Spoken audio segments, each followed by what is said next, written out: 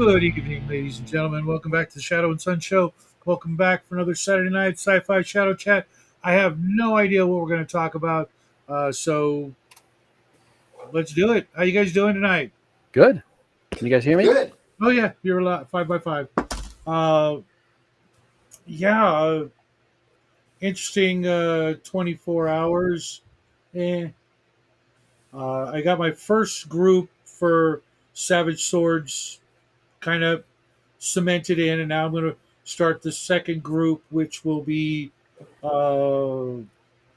don't know who's going to be in it, but I'm going to run the same adventure, which I never do. But since I'm writing this one for the Red Room, hopefully they'll dig it, and I want to play test it before I hand it off to other people.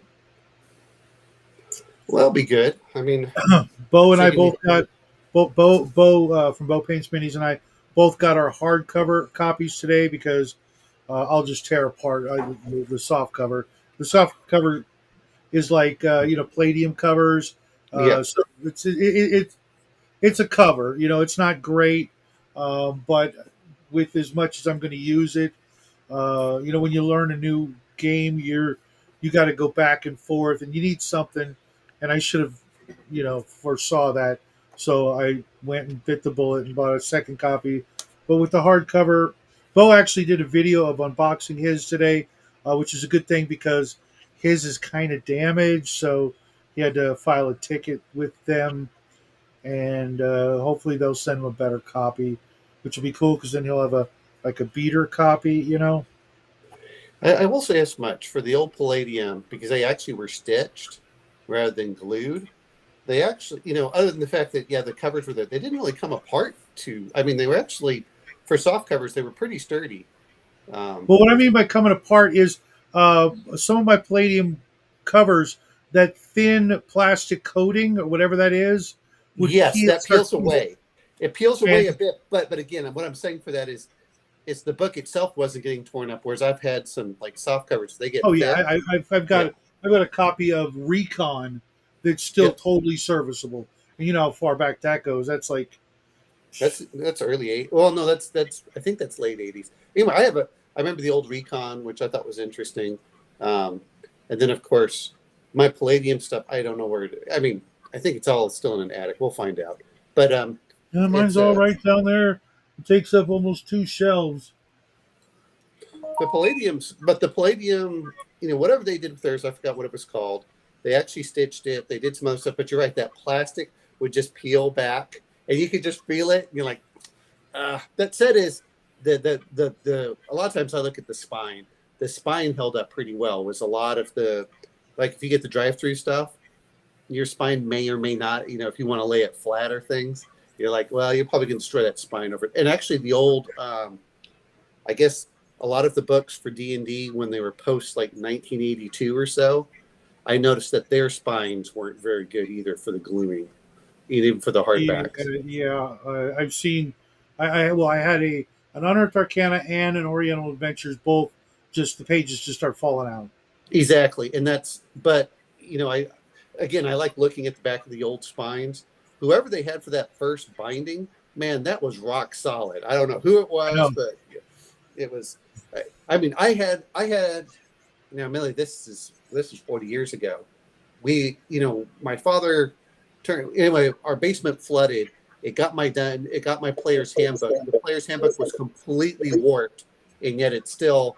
Other than the fact the pages were warped and the book was warped, the spine was perfectly good. The pages were warped. The hardback was warped. The actual cover was warped, but man, that spine was still good. And then I got Unearthed Arcana, and I could just look at it like this thing's going to fall apart if I open up more than 90 degrees. Oh wow, that's rough. You ever have any of those kind of issues, George?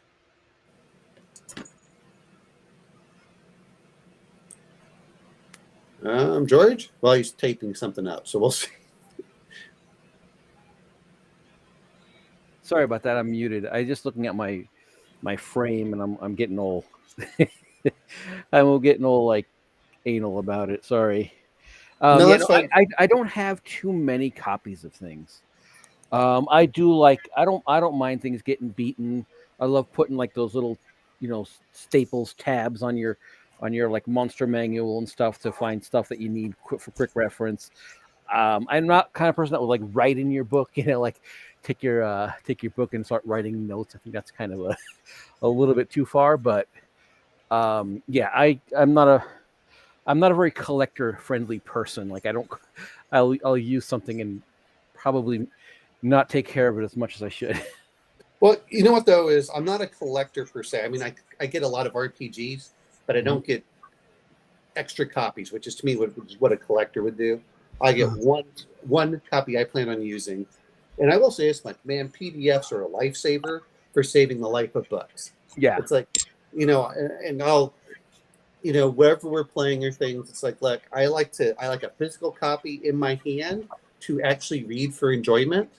But man, when it comes to like actually using in a game or something, it's like, here's the computer, here's my iPad, I'll search on it, the control app, I don't have to flip through a lot of stuff, and that makes my life a lot easier.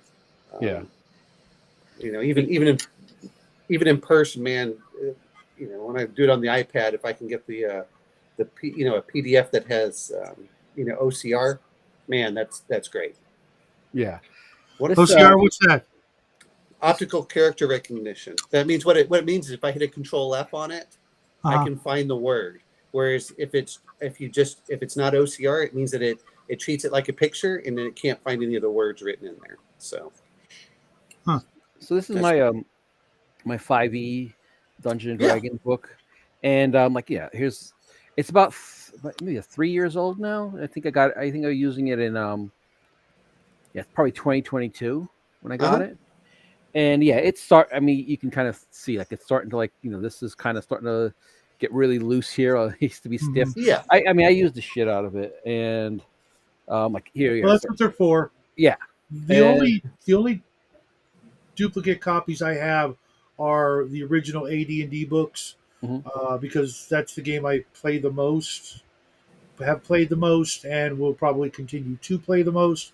And I wanted to make sure I had a complete set for Jackie should he go off to college someday or something like that, and he would have a solid copy. And then I started picking up extra DMGs and players handbooks and things like that, just because you never know. And to be honest, other than White Box, it's the most valuable, collector kind of thing. And if I see a player's handbook out there on eBay and it's like $25, I'm gonna grab it because, I've seen good copies go for $200. So it's not a bad investment. Yeah. I'll say this much: if I had known and how much the price was going to go up for the original Adventures Reincarnated for 1 through 5, I mean, I'm looking at them, and I got them for like $30-$40 on Amazon. And, it's like, okay, they were selling 50 MSRP. Anyway, I was like, oh, okay, and people are like, oh, I can't find these. I was looking at eBay; they're like $175, $200, $350. I'm like, they've only been out of print for like 2 years. It's weird how the same thing with the Knights of the Old Republic game. I was looking at it, and the prices are astronomical. Hundreds of dollars for the books each. I'm like, this game isn't 10 years old. There's no, I mean, I kind of get it because I love that. That's my favorite part of the Star Wars universe, if you will. But that's because the video game. I have no idea what the role playing game is going to be like. So George, don't let us down. Oh no. No pressure. Oh, no pressure. even oh, good. No, go ahead. I'm doing. Oh, Who's out there chatting? One of the things, sometimes if you can find a printer friendly. What's up, Mark? You want to join us? Just let me know and I'll send you the link, buddy. So if you find like a printer friendly PDF, like, well, a lot of times I find is PDFs are like they almost like deliberately put like fields of gray and things, like even like a character sheet, which is kind of a douchey move where like you want to like print it out on your printer, but you're gonna use up a bunch of toner. But if you can find a printer friendly PDF, like I found this is a L5R. Oh yeah. And that was very printer friendly. Which version of And L5R? I am not sure. I did this years ago. I did this Although, when I was working at somebody else, and I didn't have to pay for the printing. well, the reason I'm asking is the That's Final cool. Fantasy Edge Studio, and you're talking about Oh, cost. I was going through the Fantasy Flight version of Star Wars, so the later one. I guess it's the current one, and they only do a print run like every 2 or 3 years. My God, when it's sold That's out, crazy. well, this is what I've heard, and again, I like listening to the Inside Scoop. Fantasy Flight Sure. has the Star Wars Armada and everything else. Well, as part of that deal, they also got the RPG. Well, apparently they are required to keep an RPG. Like you can't just say, "Well, they're like the RPG doesn't make us any real money," which is true. It doesn't make any real money, but Lucas Arts and Disney accordingly says you have to print an RPG to get all of the other board game stuff. And so they do just enough to make sure it stays in print. And it's one of these weird things that go on, as far as marketing and things like that. Um, because what they said is, well, if you have the IP for this, then you have to, if you said you want games, board games, role playing games, and all that, that comes as a package. And they say, well, you have to make sure that you actually are presenting that as the package. And to be fair, that worked out really well for Lucas with that, the West End games, because that a lot of that got incorporated into lore, and from the '90s. So I can imagine yeah. that's what they're looking at. Is now, of course, now it's so corporatized they have to have everyone sign off on it. But the story of the WEG one, which what was it? When did it come out? 87 or 89? I remember I bought the book when it first came out. Somewhere around there. And it's like you almost wonder, like if somebody else did it, like, well, if it was like, let's say a situation like now, like if it was done now, they would like it would have just been ruined. But and Well, it's all the amazing part of the job is this is like to make all that stuff with just the base movies, and I think maybe like a couple of novelizations and a few books. I think the Han Solo book was out by that point. I'm not sure, so but apparently, by my understanding, is George Lucas sold it off, or the rights basically, for the hey, you can make the license. Here's your license, dirt cheap. I mean, really dirt cheap, because they said the toy sales had collapsed after by like '85. They didn't think that it was going to do that well. And so they did a print run and apparently sold out. They didn't realize just how popular Star Wars still was, like 6 years after Return of the Jedi. It sold out. And then they said, well, you know what? You just keep doing it as long as we're allowed to, mine your stuff. And they said, you have free reign. And apparently something was similar. If you look at the Middle Earth role-playing game, I mean, Lord of the Rings was crazy dead. to find. Well, Good luck. yeah, but I'm saying, but if you look at Middle Earth role-playing, nothing, they had that for what, 15 years or something, and they It was did Iron Crown, right? Yes, they just printed off, like I didn't realize just how much there was. That license was apparently dirt cheap, and no one was really maintaining it for the most part. As long as you stuck by the true lore, you could fill in like the Second Age and stuff like this in there. And they expanded all sorts of stuff. And as soon as the movies came out, boom, they're like, this is printing money. And to be fair, the One Ring is actually, everyone I've talked to seems to like it. I didn't quite like the Dungeon Master's Guide. I have a copy of the PDF, but I did. It wasn't for me, but man, they do gorgeous work for Free League. But now it's like people are falling all over themselves to get these licenses, whereas in the '80s they're just like, yeah. The only people that want it are these geeks. It focuses on them. Here you go. And I know that's why Guy Gex was so pissed off. I wasn't doing anything with Lord of the Rings. Like, yeah, you're just mad you got sued under the old white box for taking their names, for trademark names. We all know where it came from, no matter what you said. But yeah, it just makes me, for the licensing that you get, is if an IP becomes super popular, it becomes really expensive. Do you remember? Not that it's my kind of thing, but do you remember the DC and the Marvel superhero games? Oh yeah. They Didn't I seem could like never, I could never wrap my head around it. I owned them, and it's one of those games. There's really a love hate relationship. People either love it or hate it, and uh, yeah, I fell in the latter part, you but superheroes weren't my thing. But I actually learned more from superheroes from that. Is I used to just put in all the heroes in the Dragon magazine, and they really went into that. So that's actually kind of cool for it. It's like, all right, that's yeah. I mean, the licenses are all there, but now, I mean, once they get up into corporatized, truly heavily corporatized, then yeah, then it takes lawyers to do everything. But I think when George Lucas did, and you know what's fair is even Teenage Mutant Ninja Turtles, when Palladium got it, Kevin Eastman's like, hey, do whatever you want almost with it. Up to the point that, listening to Kevin Simbita, he said they didn't realize that they had, the lawyers were freaking out over how much he'd given away for that. And to be fair, that's cool. But it's just, at the time, hey, this is a niche geek culture thing. It's not hit the mainstream, very. and you guys, you know, keep to the tone of it. But they weren't worried about it. You're not going to ruin our game. You're not going to do anything else. And the people playing it were like, you guys are ostracized. You're off your Well, little to thing. be honest, I think from my recollection, they actually in the game toned it down. They may have. I don't. Well, the game was whatever you wanted it to be. To be fair. I mean, compared to the books were very grown up. Well, the I'll say that. RPG, if I remember correctly, you could do whatever you want. But the problem is that the original books were what, a 5,000 print run. I mean, how many people Yeah, actually saw it?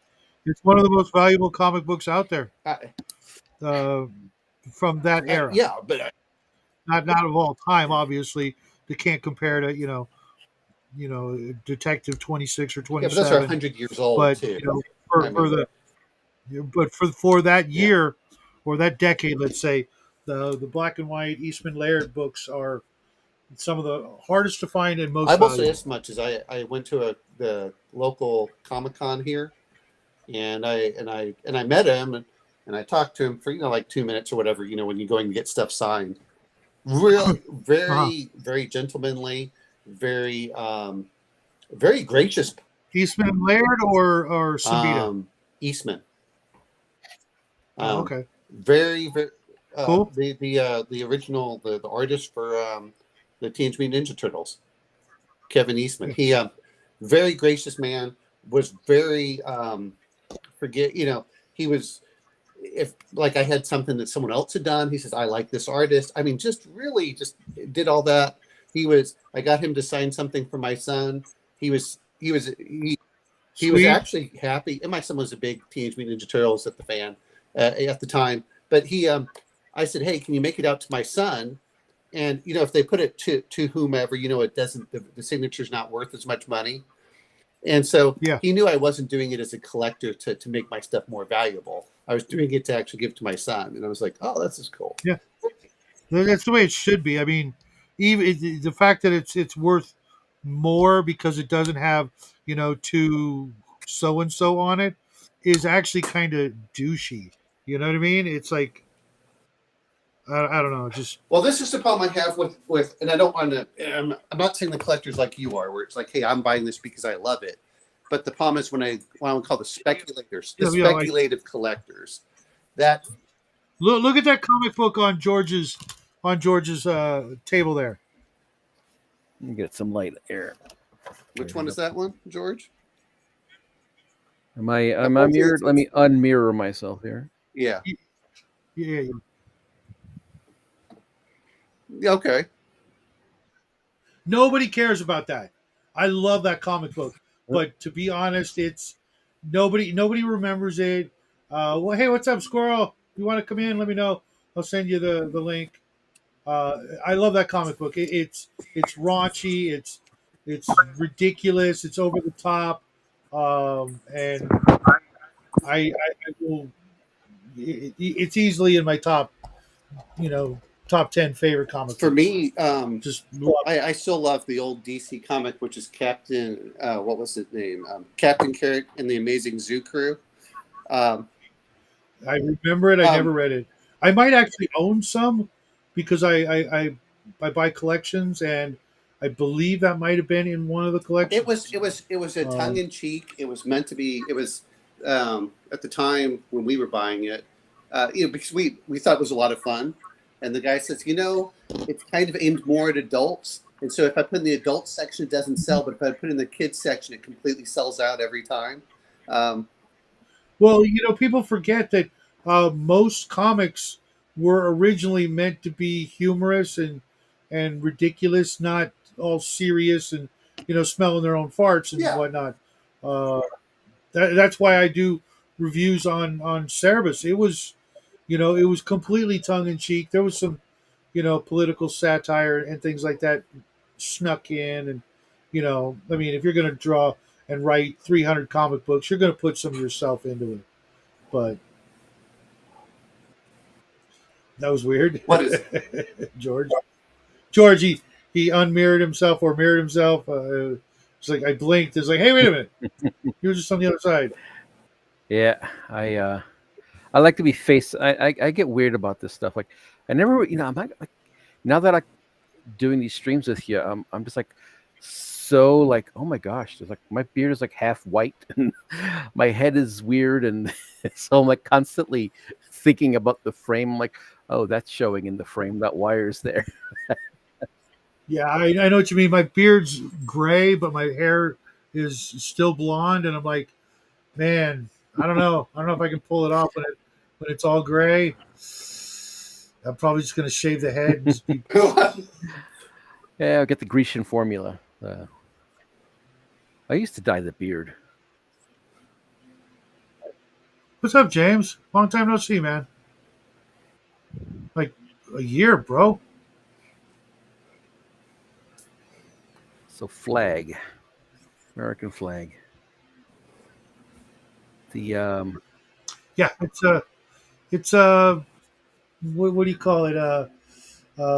In the future, he's a corporate ranger tasked with bringing law to a lawless part of what Yeah, it Chicago. looks like something. Yeah, I saw a strip club in there. I'm like, oh, I better not let the kids see this.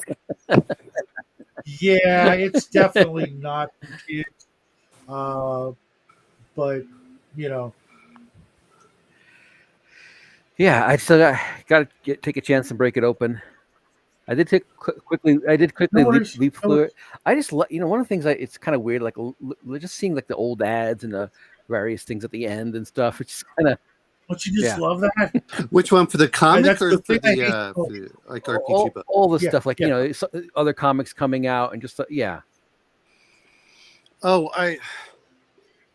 that was, and I know that they did it to boost sales, but man, Yes, yes, James, we when I was are. watching, when I was going back through the old Warlord, because I missed a couple of the things and all the stuff I loved about it, and then you could tell when they got a different writer, and when you could tell that they were trying to sell more books, and all of a sudden it started going off into like, we're going to make it a multiverse, and I, it just, a lot of things seem to lose their flavor, in my opinion, because you started melding everything together. Yeah. I always like time travel, and I hate time travel and the multiverse stuff. But then sometimes I'll have something like, oh yeah, my favorite Star Trek episode involves time travel.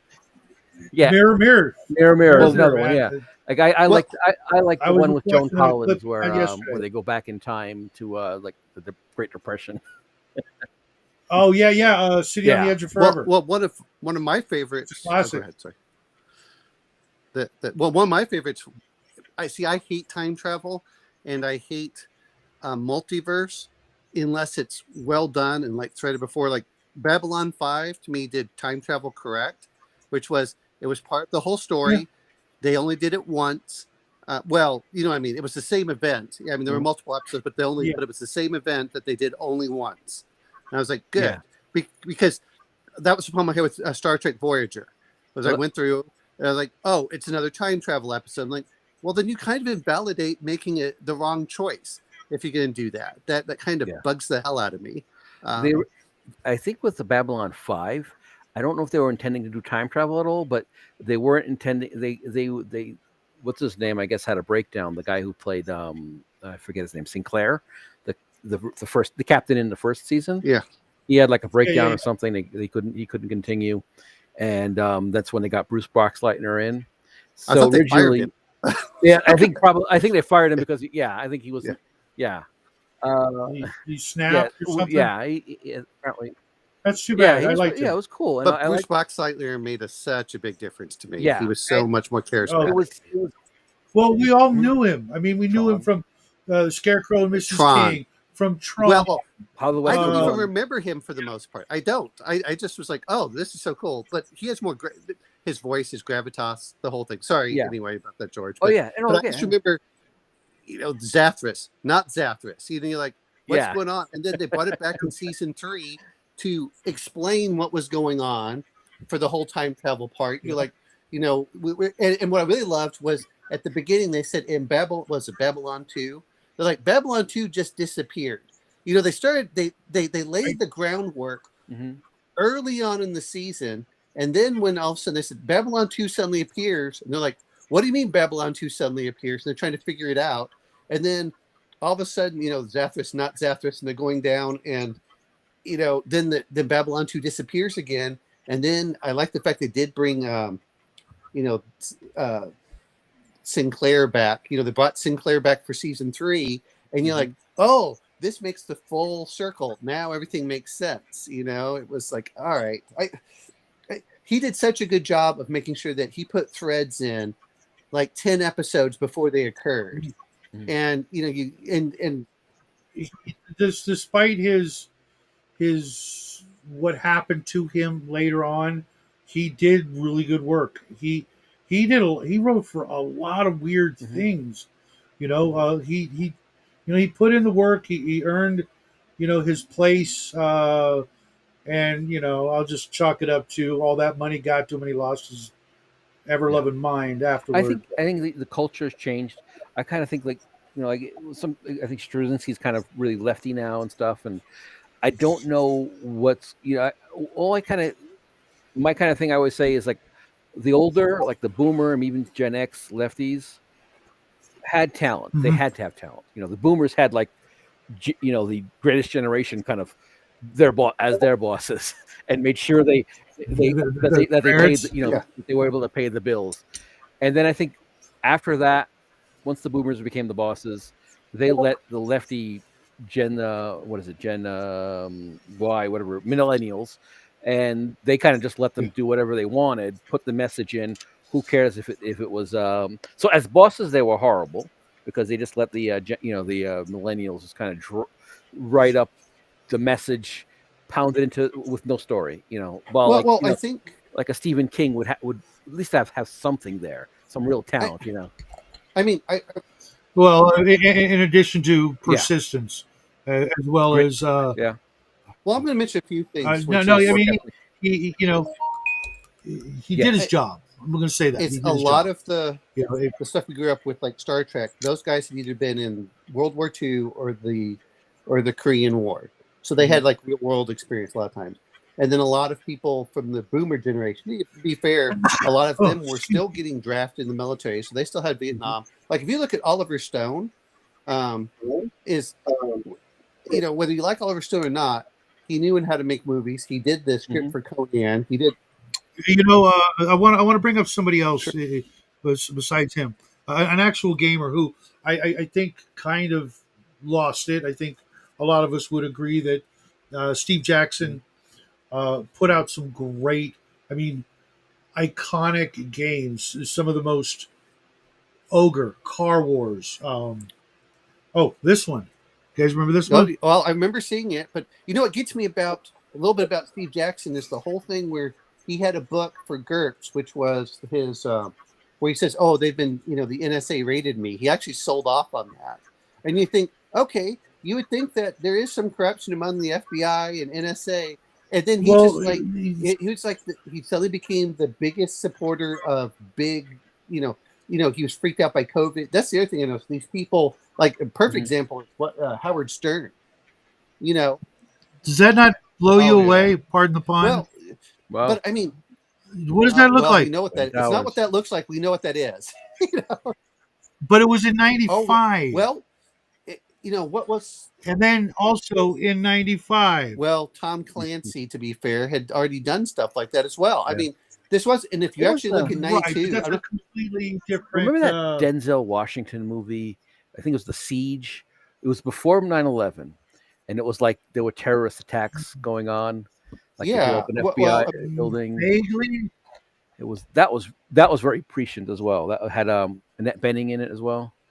it's been Oh God, that's a name I haven't heard it's forever. been so long. I just remember there were different things that are going on, but yeah, you're just. What gets me about it is all these people from the baby boomer generation, which is Steve Jackson as well. Hey, don't trust the man, don't trust government, and what do? They are the biggest shills for it. You're like, what, Mhm. where did you get this? Even when they were attacked, you're like, and Steve Jackson. And to be fair Well, on this, I've got Steve Jackson is Austin, Texas. I remember in Austin, during the first Gulf War, the professors were getting students to go out and protest exactly as if it had been the Vietnam War. It's like, hold on just a sure. sec, guys. But yeah, I mean, but you look at this stuff. It's like, and to be fair, most of them were lefties, even in the late '80s, early '90s. The difference is they're like, look, we're somewhat lefty, but they were true liberal lefties. They were like, we want freedom of speech, we want this, and nowadays it's like these people shouldn't be allowed to talk. I mean, Stephen King, like, wait a minute, Howard Stern. I mean, Howard Stern of all people to complain about censorship and saying, well, we need to censor more people. Oh yeah, What? he just lost his mind. One of the things that reminds me, you're talking about is it reminds me of it. It's all right. I always every so often I'll repost it. There's an interview with Frank Herbert, interviewed by Bryant Gumbel of all people, and he's just written God Emperor of Dune, and Dune is going to come into the theaters soon, the movie, and he's just like basically saying like my generation, like the sort of hippie generation. Well, he's a little older than that, but that's sort of like he comes from that culture of that time. Yeah. And he's just like all these people don't trust anybody over 30 or the government or whatever. The FBI is tracking you, and the CIA and this, and now they're like, oh, once like they're like now the biggest proponents of government, and that was even at the time of Reagan, where they were totally anti-Reagan, but they were like so pro-government because now they were kind of part of the system. They were the Democratic Party, and whatever charismatic leader. I think part of his inspiration was like Kennedy. I think was the notion that people were just sort of like mesmerized by Kennedy, and he's just I mean, as great as he was, as I'd say great. He didn't live long enough to be great, I guess, sadly. But all the things he promised, probably wouldn't have been much of a. He probably would have had some kind of horrible downfall by the end of that. Some sort of hubris with all the sort of personality around him. I'm going to bring this much, and this is what I never understood the magic of Kennedy. My mother grew up with some of it because they were excited that it wasn't very similar to Barack Obama. Hey, it's something new, young, vibrant, but Kennedy did not have great approval ratings when he was alive. People forget about that. I never understood the fawning of the media over Kennedy, but you know what? It's the media was New York. They were the New England area, and of course Kennedy. So they were really attracted to it. But me being in the South, I'm like, it's Kennedy. So what? I don't understand what the magic is about this. It was. My mom was absolutely just head over heels for Kennedy. It was weird. I remember. Check this out. You remember grab bags from the ice cream van? The ice cream truck would come along, and they'd have grab bags. You'd pay like 50 cents, and you get some random crap. Candy, etc. Well, this was in the 70s. So I could literally go out and go to the ice cream truck on my own. I got a grab bag, and I came back and I opened it, and in it was a sealed pack of JFK trading cards. My mom lost it, just freaking lost it, and the collector me, I'm like, oh my god, I wish she didn't lose them. I wish I still had them. They're probably worth $50 a piece Oh, So kind of thing. I, It was just like I never understood it either. I did a little research and I'm like, yeah, they were corrupt as well, hell. no, I'm saying, but if you look at like at the time, because they make it act like he was so loved at the time. If you actually look at like his popularity ratings and everything else, he wasn't that well liked. It was, mhm. and my mother talked about some of it. Very similar to what you're saying is my mom said, she was like 12 or whatever. Yeah, she was 12 years old when he got elected, and she went over and said, it was almost like the Beatles, where it's so dreamy, he's so attractive, especially when you look at Eisenhower, who was right And before. Which Eisenhower was the most popular president, for a lot of that. But people wanted, it was supposed to represent a change. It was supposed to represent a new guard. Hey, we're going to have something vibrant post World War II. It was, so anyway, but speaking of which, talk about these things. Do you remember Mad Magazine? I remember my mother showed me Mad Magazine from the oh, early. dude, I'm not only do I remember Mad Magazine, um, I remember when it was in Yep, color. yep. No, I'm saying, but we're saying from the early 70s. Look at that. That's as subversive as you get. Yeah. And Oh my That god, yeah, my dad hated that magazine. now that you remind me, I always say like I never really had any comic books as a kid or anything. That's what I did have that. Hey, I had nerds. that. I used to love the back covers. We yep, bunch them together and Al Jaffe's Yeah. Fold'ems, yeah. they were great. Yep. They were. I'm right now looking for because you can get them the hardcover EC comics, like Tales from the Crypt, but EC Comics originally put out Mad Magazine, and if you find the old color issues, they were a trip. I forget who the artist was, like one of the same guys who did Rat Fink, and if you guys remember that car culture thing, I know Nerd probably knows exactly what I'm talking about. Um, they were like just pure acid trips on paper, just, and then it got when we went to black and white, it was more uh, generic, funny. Anybody could pick it up and go, "Oh, okay, I get it," as opposed to this really wackadoo kind of humor. I'm going to mention one other thing, and I think this had a big effect, which no one really wants to talk about. I think there was a lot of Operation Mockingbird, and I noticed this too, which I thought was funny. And apparently Tulsi Gabbard's been talking about journalists being paid up until modern day to put out where they all said, oh no, they're not bought and paid for, and then also you start seeing they're bought and paid for. Anyway, that's heard Mark Robert go over like the stuff in the 60s, which was supposed to be stopped during the church, during the church stuff in the 70s. But she just came out and said, over 100 journalists were being paid. And they're just like, okay. But I noticed that when they started cutting Doge, to be fair, all of a sudden, all of this woke nonsense just like disappeared. Like the money. Well, there's more to it than that, I think. But no, I'm being honest. If you looked at it, have you noticed that all of the funding mechanisms for this? Sure. Is it just dried up? You're like, oh, okay, so this was never organic in the first place. And now they're. Well, I mean, when is something like that? Well, I'm saying that sometimes you get things that are organic, but what I mean is that the what I want to say is that the companies, I think one is they're realizing that the money's not there anyway.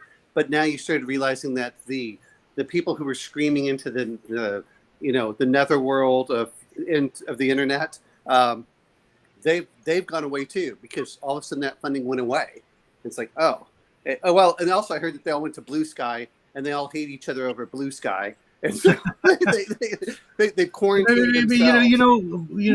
Before you go any further, it's not all that different on either blue or red. I remember when like Parlor was a thing, and I tried going on True Social to see what it was like, and I'm like, it's all the freaking same. We can't get along with anybody, no matter what, for any length of time. We're just awful little monkeys.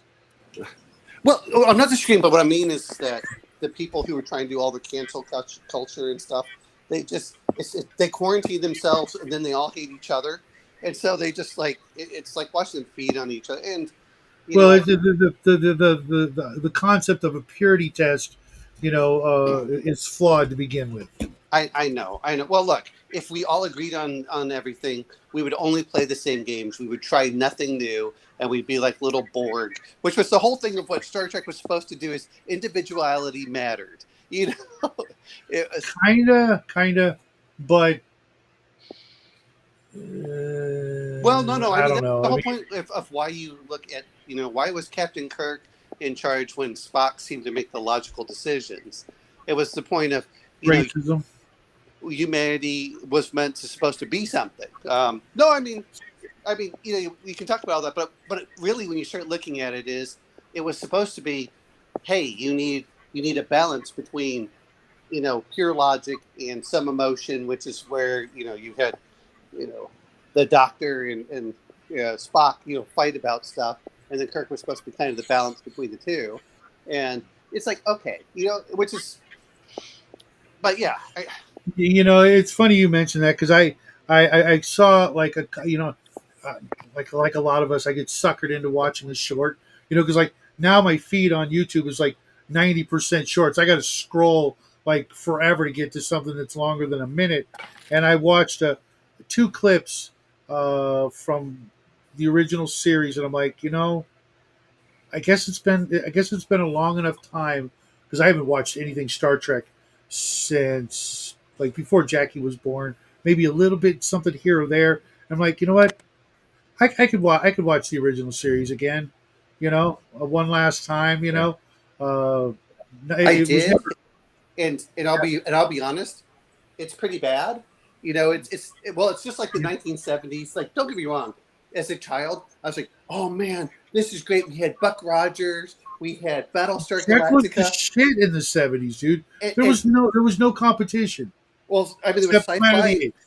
I mean, there was sci-fi for stuff, but then you look at it and you watch it with when I say modern lens, what I would say is, as you've gotten older, because there have been so much better. Um, the storytelling's got a lot more sophisticated. We're not limited to the schlock that was the 1970s. Like, God, this was so bad. I mean, it is. I mean, go look at the stuff with the what was it, that little boxy thing that was just supposed to be like the giant teddy bear in Battlestar Galactica, and the cheesy. Oh yeah, Boxy. Oh, Oh my god, that dog was actually terrifying to me as a kid. Those big black eyes.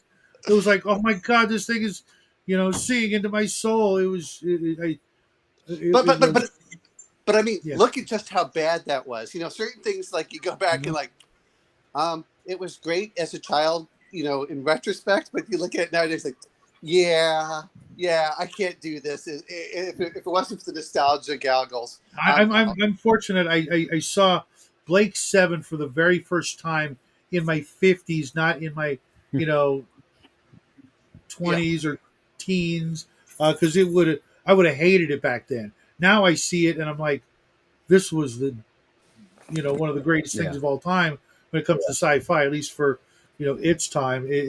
I can't wait to be able to get that on DVD. It's so hard to even find on BritBox and things like that. I think it's on YouTube somewhere. You can find it.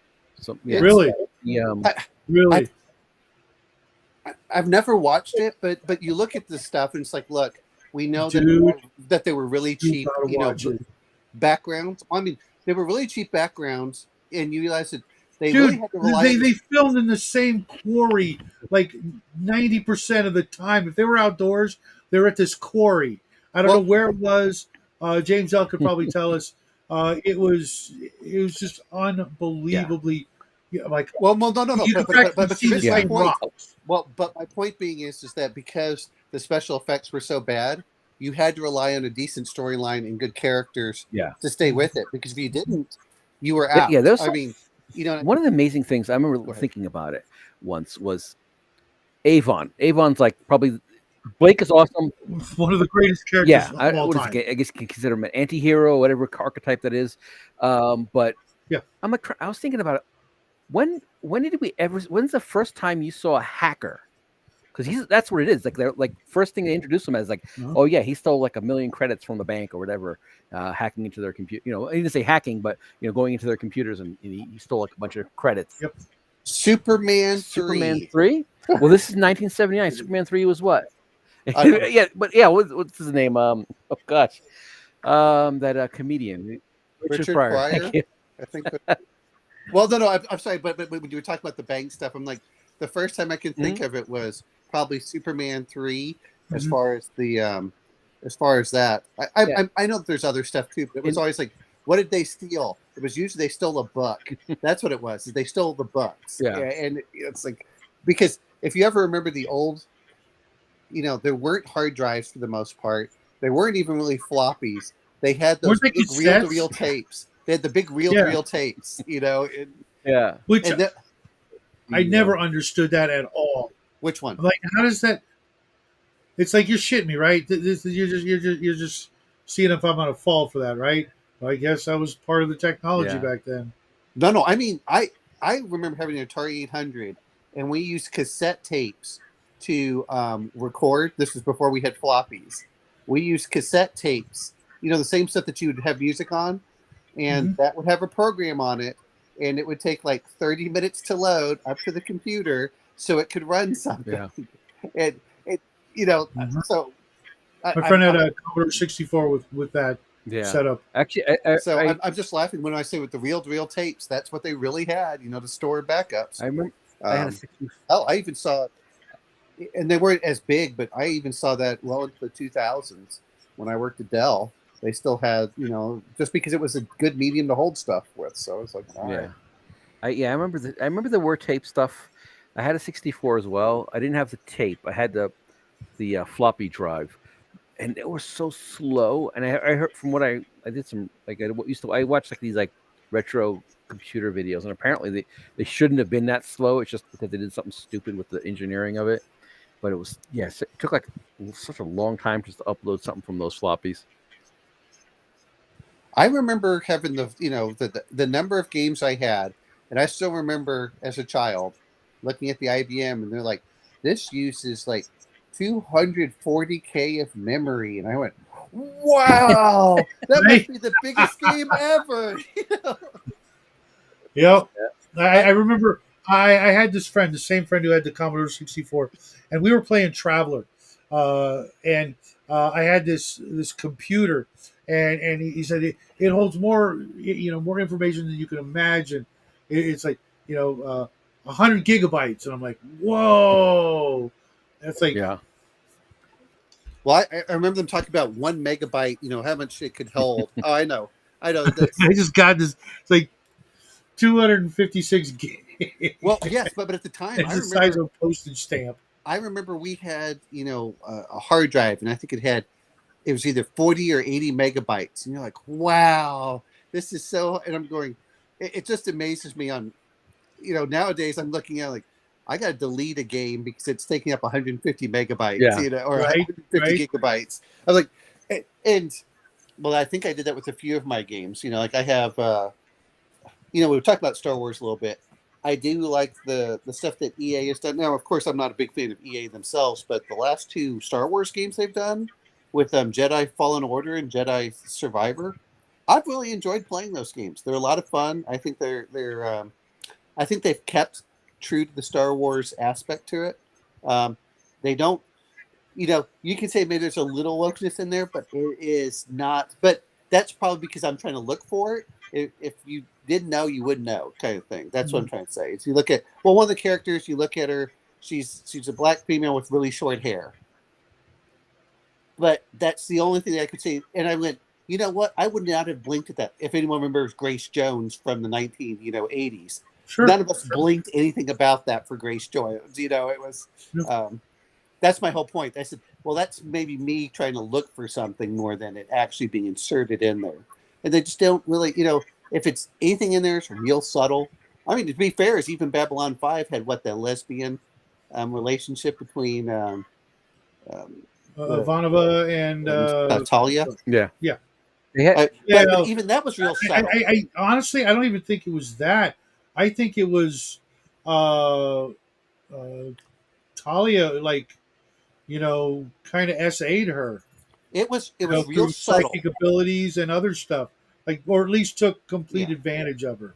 Well, it was real subtle. I think they mentioned it like once, but it was Yep, not yep. in your She, face. Yeah. It was it was not. Ivanova told Delenn that I when they were Yeah. when they were telling her a secret, she said, "I think I loved her." Yeah. Well, She didn't but remember. well. No, no. It was Sorry, but well, that's kind of fucked up. but I don't think of it. It's not that you don't remember. It's like, how do I really No, feel about someone that's how like I that? took it. Was Yeah. that Talia, used her Oh. psychic abilities and stuff. But it wasn't like the South Park. All right, gender swap him, make him gay. Yeah. It was not. Right. Which Or is or in Star Trek Next Generation. I watched it a while back, about 10 years ago, and I watched it, beginning to end, because I had never seen, I think, season 6 or 7 when it was live. But back in the day, my buddies and I, we watched Next Generation. It was on that night. We were all on it, and in between commercials, we were on the phone to each other, just like, "Did you see that?" Loving it. And then I watched it again, and I'm like, I hate everything about this. Everything. I but was just like, what the hell happened? well, How did we not? speaking. That whole. Remember that? Oh God, this is one of the biggest ones. The we can no longer travel above warp five point Oh yeah, like five something was No. breaking the fabric of space or something with warp drive. because here on Earth we were now making the speed limit 55 miles an hour to conserve energy and Yeah. gas and be Well, better that with was a the environment. 1970s thing. We were No, that this was, was in the It this was was a the 80s. Yeah, it was a Next metaphor for like no, no, for 1970s something was like global warming, or it was kind of it was like a metaphor for This, the environment. yeah. No. What I'm saying is that 55 was set in Sammy the Hagar. 1970s, and they kept fighting it under Reagan Mm-hmm. about, especially when you're out west, to get it up to 65, and I think they finally did before that even came out. I mean, that's the Mm-hmm. weird part. It's before even Star Trek came out for the Next Generation. Um, but yeah, but there were a lot of stuff in there that they would insert subtly, and I'm like, okay, you can do that, but you also had to make sure you had a decent storyline with it, rather than it's like, you know, And I know I for me, uh, I know they tried to mask it because yeah, that's my whole point. the Yeah, original series did the same thing. They tried to hit on hot topics of the day. yeah, Like with the episode with Sharon, he's black on one side, white on the other side, chasing down the guy who's white on one side, black on the Yeah, other side. Like and the it first didn't take interracial kiss on but I found television.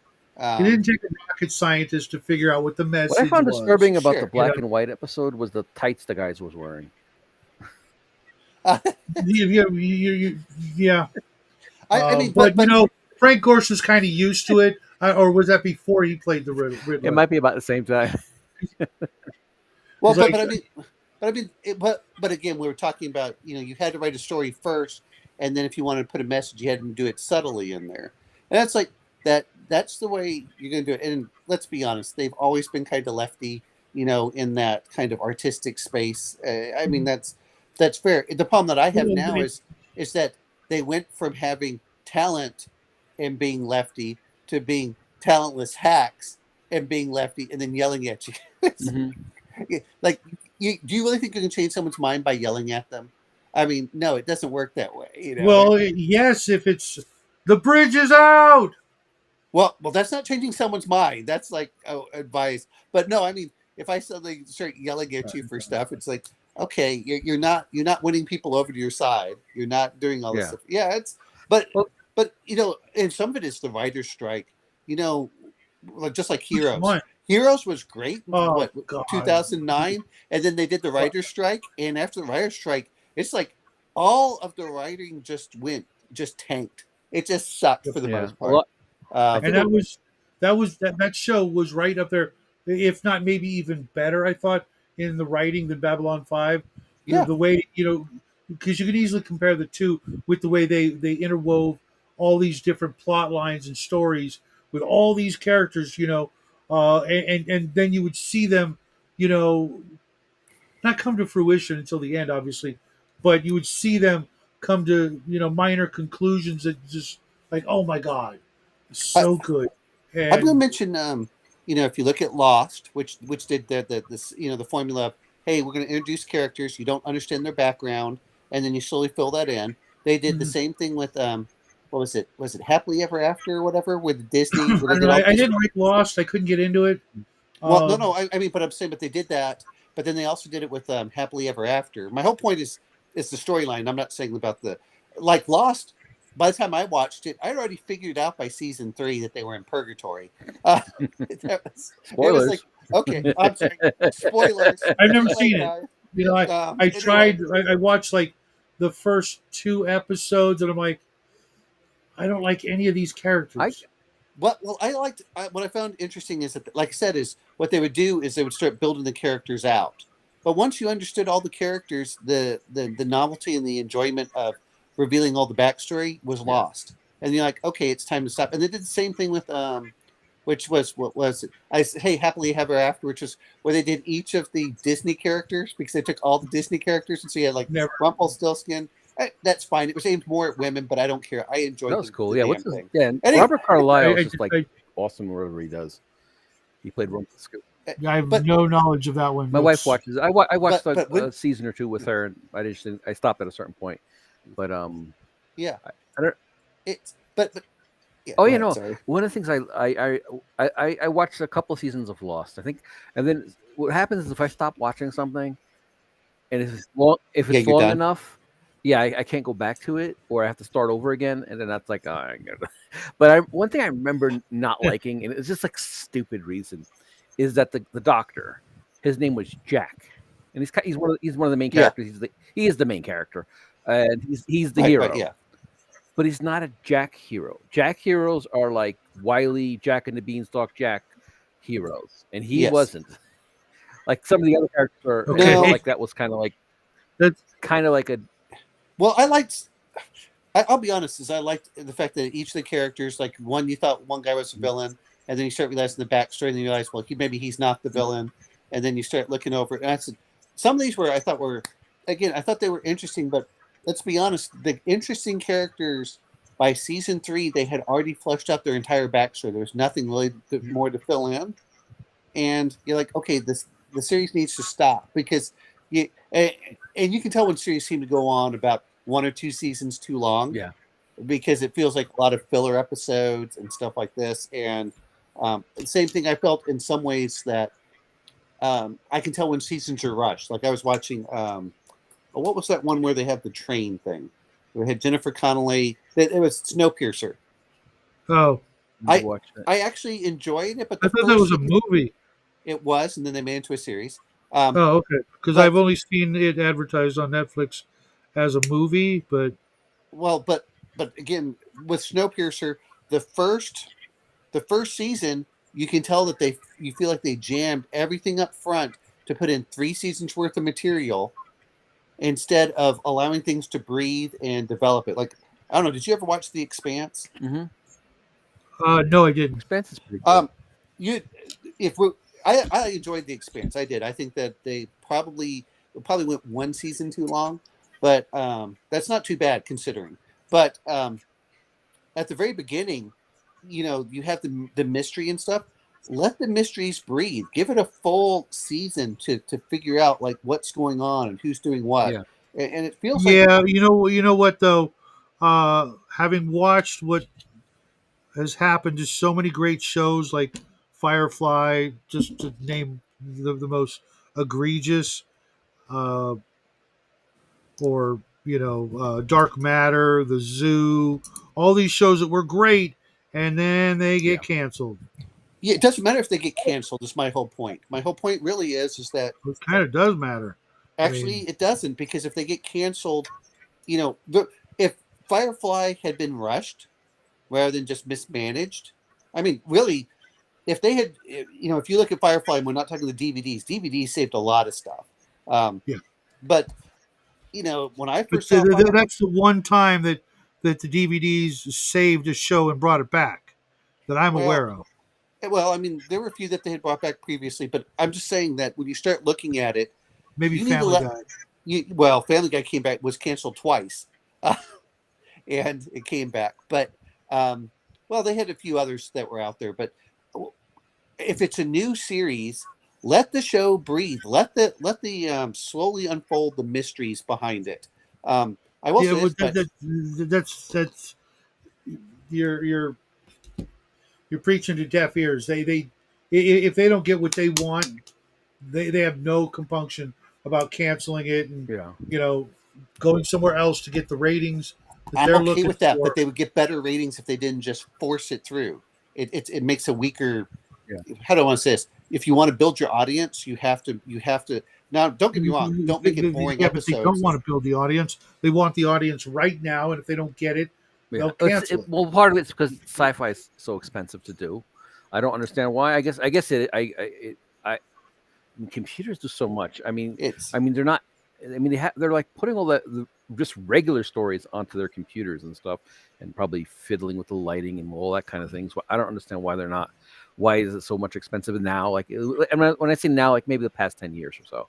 Like, there's no reason it shouldn't be. I know that one of the things is like they were able to get like the Mandalorian pretty cheaply done with some things that they're doing, but yeah, it's the expense thing. I wonder. Like, it makes sense maybe back 20 years ago, 30 years ago, for sci-fi series. Like, you always watch like a Star Trek, and you're like, okay, they got an episode with a lot of effects, and then they got an episode where they just use the back lot and they do a western. Like, oh yeah, they're at the OK Corral. We'll just make the sky green and punch Chekhov in the face and shoot well, him like everybody wants.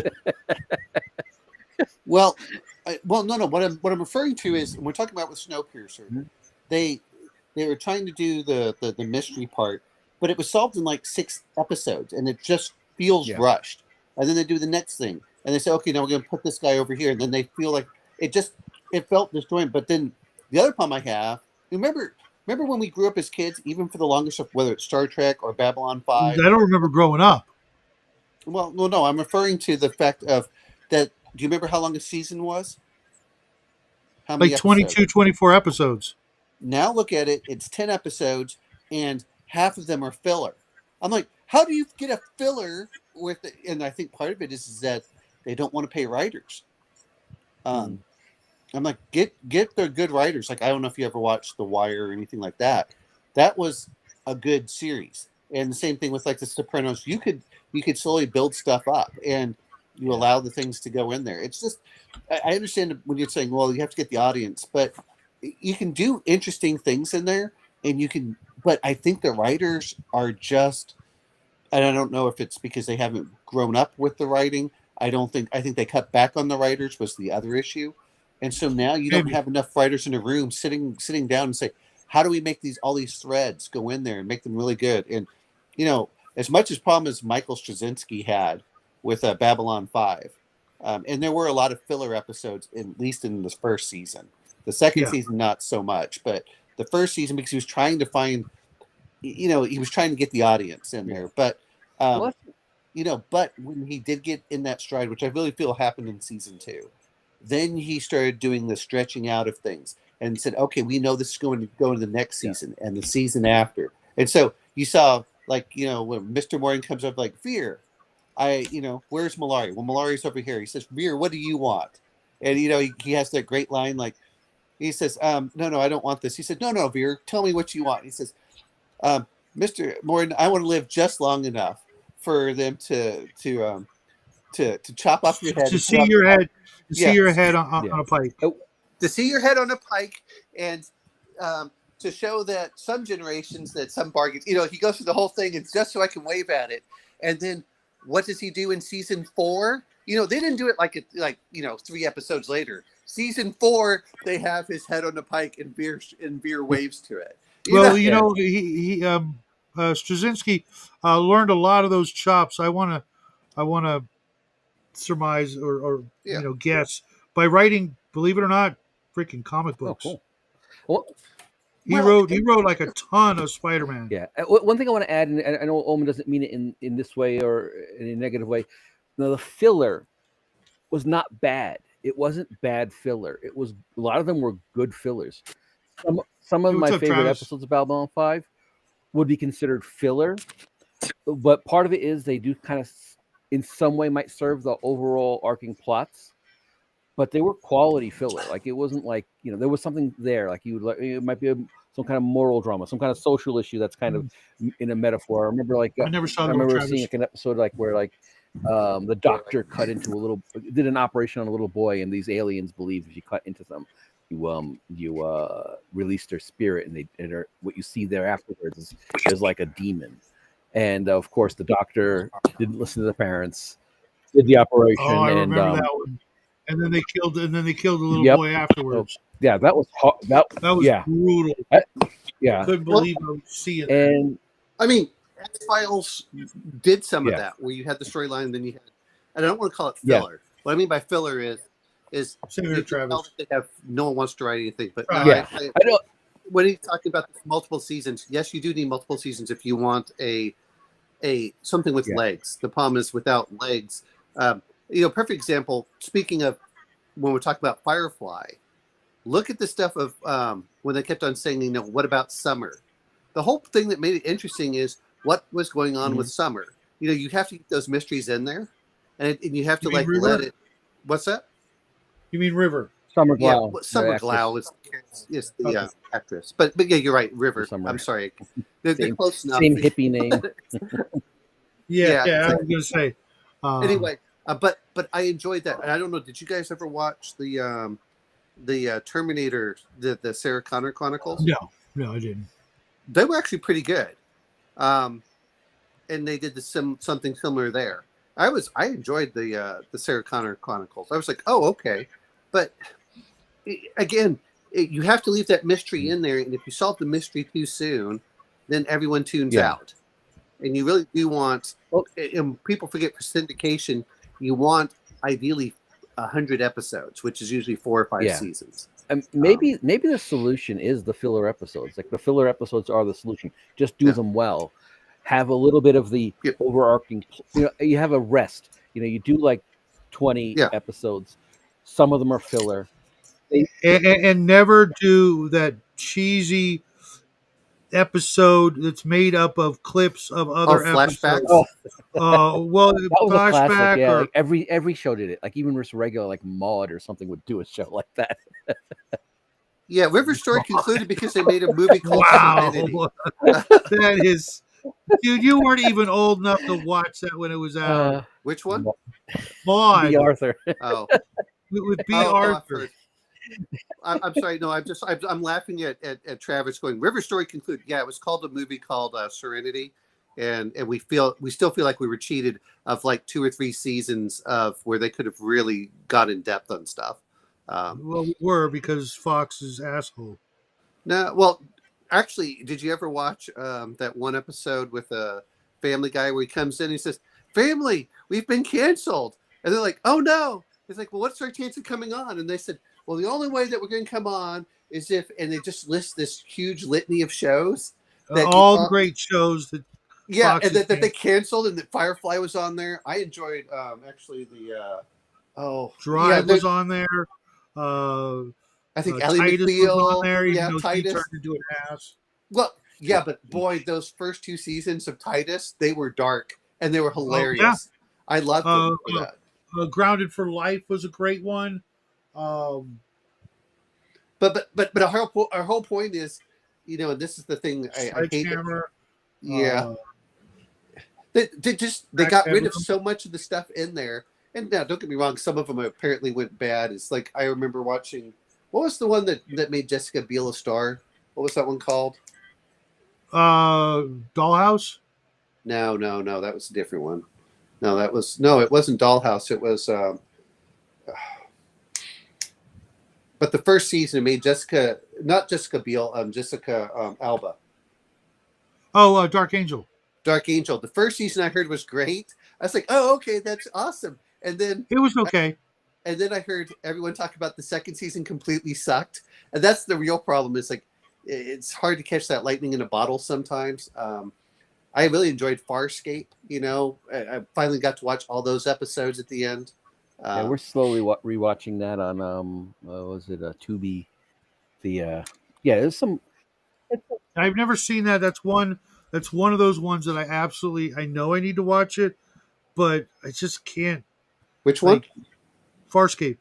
Farscape. The reason I liked it was one of the first ones that did and I mean really non-humanoid. I mean, they weren't even humanoid aliens as main characters. Yeah. You know, Some, but I mean, it had its fair share Yeah. of actors with makeup or It prosthetics. it did, but it also had main characters that were not. And But it remember had how? Johnny in it, and that alone is more than enough to make me want to the watch yeah it. Well, I was referring to the yeah pilot. and And who the was the Hyderian. Yes, exactly. I was like, okay, and then I enjoyed the fact they did some of the puppets, so things were I complete. think You know, it wasn't just hey, I put some guy in makeup. Like they had a few of them that yeah were like, oh wow, you know, it for special effects with the yeah. I yeah. remember when it first came out. It was hard to get over the puppet thing. I'm like, not like when watching it, like before, like, oh, I see this show, sci-fi show. It's all puppets. Jim Henson. What the fuck? I ain't watching that. That's like for kids. Or something. Yeah, but you probably love Dark Crystal. I did. Well, You know what? I I had an like older Dark brother that would Crystal. like poo poo everything, and then it kind of messed me up. Yeah. Oh, So like I would have like okay. yeah, I would have loved Well, Dark Crystal, but he'll like say, oh, it's gay or something like that. I know. He Well, wasn't Yeah. wrong. But yeah, it it's was a hard little getting over that. I'm sorry. Yeah, it was, and then once I think I started watching it because I was watching. They would play Stargate, Farscape, yeah, and Lex, and I started watching Lex yeah. of all things. Like when you list those three, that's the first that I watched. I guess I was young then, and still kind of. that was a that was a very show full of innuendo, like lots of innuendo. Oh, What show? it wasn't just innuendo. There was a lot more of just in your Yeah. face. And sorry, Travis, this is why you get more writers for 2 or 3 seasons. But no, the Farscape I liked. And again, and then what I mean by filler episodes are episodes that they're not good at all. That's what I mean by filler episodes. I don't mind episodes that are what I'm called like how we would do it in games called side quest. I'm okay with side quest episodes. And the funny thing is you can do those side quest episodes and they can thread back in later. It's like, oh, okay, you can do the multiple things. But yeah, so many of them when you start looking at it, they're just the writers knew what they were doing. Battlestar Galactica, I mean, I really enjoyed until probably the season 5, which was kind of weak. I For don't that, but know. I mean, it had its moments. I really liked the show a lot, but I just I could see certain things, coming. I knew they were going to do these things, and I'm just like, you guys suck. Hey, what's up, Mark? You're back. Party yeah, five. but no, but no, I did enjoy the one that was in there, which was what is it with everyone of these redheads? She has fake boobs. Yeah. Anyway, that's um, anyway. I liked the one that was previous before she became a redhead. The previous actress. Yeah, but if you remember, we're looking at this time generally in the mid '90s to early 2000s. What do we have? We had Andromeda. We had Star Trek. We had Deep Space Nine. There was Voyager. There was um, Farscape. We had all of this sci-fi in the late '90s. That was out there, and it's like, well, if you didn't like this one, you could get this one. You had what Earth Above and Beyond, or Space Above you and had Beyond. you I had was just watching that. That yeah, was yeah. uh, another show. I think Fox canceled prematurely. Um, If you aren't getting the ratings, I understand you sometimes cut things. I understand that part. What I don't understand is when your ratings are good and you cut a show, i.e., King of the Hill. King of the Hill was doing pretty well, and they cut it so they could do the Cleveland show, which completely bombed. I'm like, what? so, um, yeah, um, yeah. But we had all of this stuff, and I'm not even saying a lot of them lasted more than a season or two. But at least we had it. That it really, like you talk about Stargate. Stargate had what 2 or 3 spinoffs for it. Um, so yeah, it was. A lot of these would go for like multiple seasons too. They weren't just short. Um, Hey, I just like natural. That's all I'm saying, Mark. um, but no, yeah, it's so that's what was going on there. And now you look at it, and what do we have? I can't think of two. What are our space shows that we have now? Well, I can't think of anything. It's been so long since I've. Uh, I mean, in the last 5 years, we had The Expanse. That's the only one I can think of, and I enjoyed The Expanse. I did, but it probably went one season too long. Um, but I do agree. It's at a certain point you can't just beat a dead horse. If you're going to do a 5 season show, you need to have it planned out, which is what Straczynski yep. had. Which Even though he had we'll never issues, see but that again. I don't think we'll ever see that again. Um, I think they can. I It's just one almost of those think that things that um, he snuck that under the radar. You know what I mean? Because Hollywood wants what do you call it? Episode. Non-linear shows. They don't want a big I'm soap opera unless it's their idea. I'm going to be a little bit different on this. I'm not going to say they don't want that. What they wanted was, and again, there's a different time period when we're talking the 90s versus the 2000s when DVDs start Yeah. coming out and streaming comes out. And this hurt Babylon 5. Is Babylon 5 was not a Babylon 5 you was, I mean, it was a soap opera effectively. It was, but part of it was you couldn't just jump it in the middle. That was the problem with Babylon 5. You had to start from the beginning. Um, but once you went to the end, by the time that Battlestar Galactica came out, guess what? Between each season, you could do catch up. You could either catch up via streaming or you could catch up via DVD. And I think that made a huge difference for television Yeah. or episode for shows. Is now because if suddenly I dropped you in season 3 of Babylon 5, you would be lost, and there was no way at the time to watch season 1 and 2. That was part of the problem, I think, at that point, and I think that hurt some of those shows like that. Yeah, And the now same thing with excuse me, the zoo. Did you guys ever see that show where the animals start rising No, up and working together to defeat us? It was no, I have not. weird. I mean, it was a genius idea. Imagine every animal on the planet can communicate with each other. We don't know it, and they have been able to the whole time. And they finally decide they're sick of our crap, and they start working together Yeah, to defeat us and kill us. Oh It no. was like terrifying. Then there Like was Dark Matter.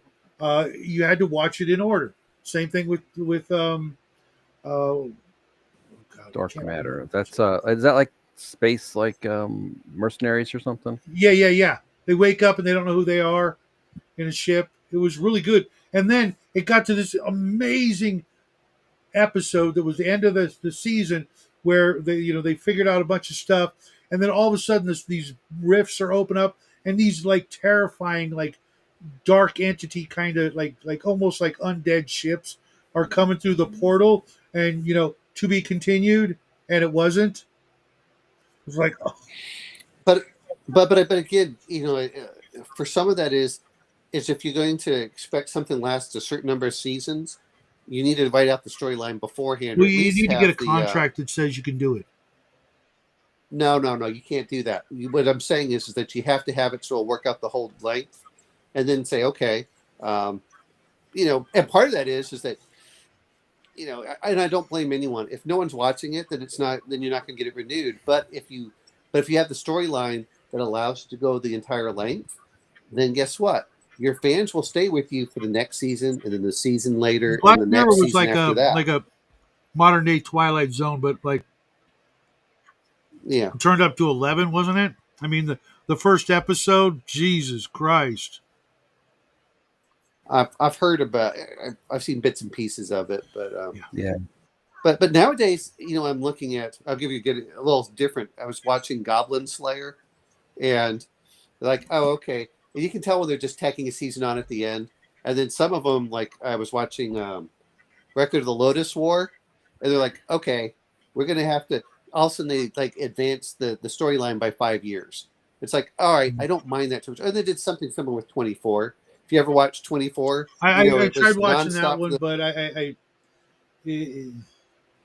usually I Well, don't watch like that anything that's that like grounded in reality. It's usually pure sci-fi or fantasy for me.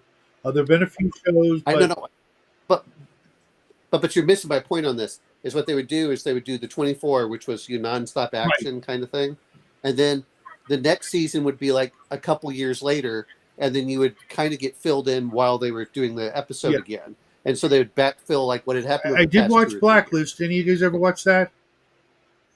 I have not. Ooh, okay. That David Spader's performance in that is just solid, freaking whatever. Are you talking James Spader or are you talking David Spade? James Spader. They're two Sorry, different. Okay, his okay, yeah. performance. Well, I'm just saying, what's a Yeah, comedian? no, he was funny.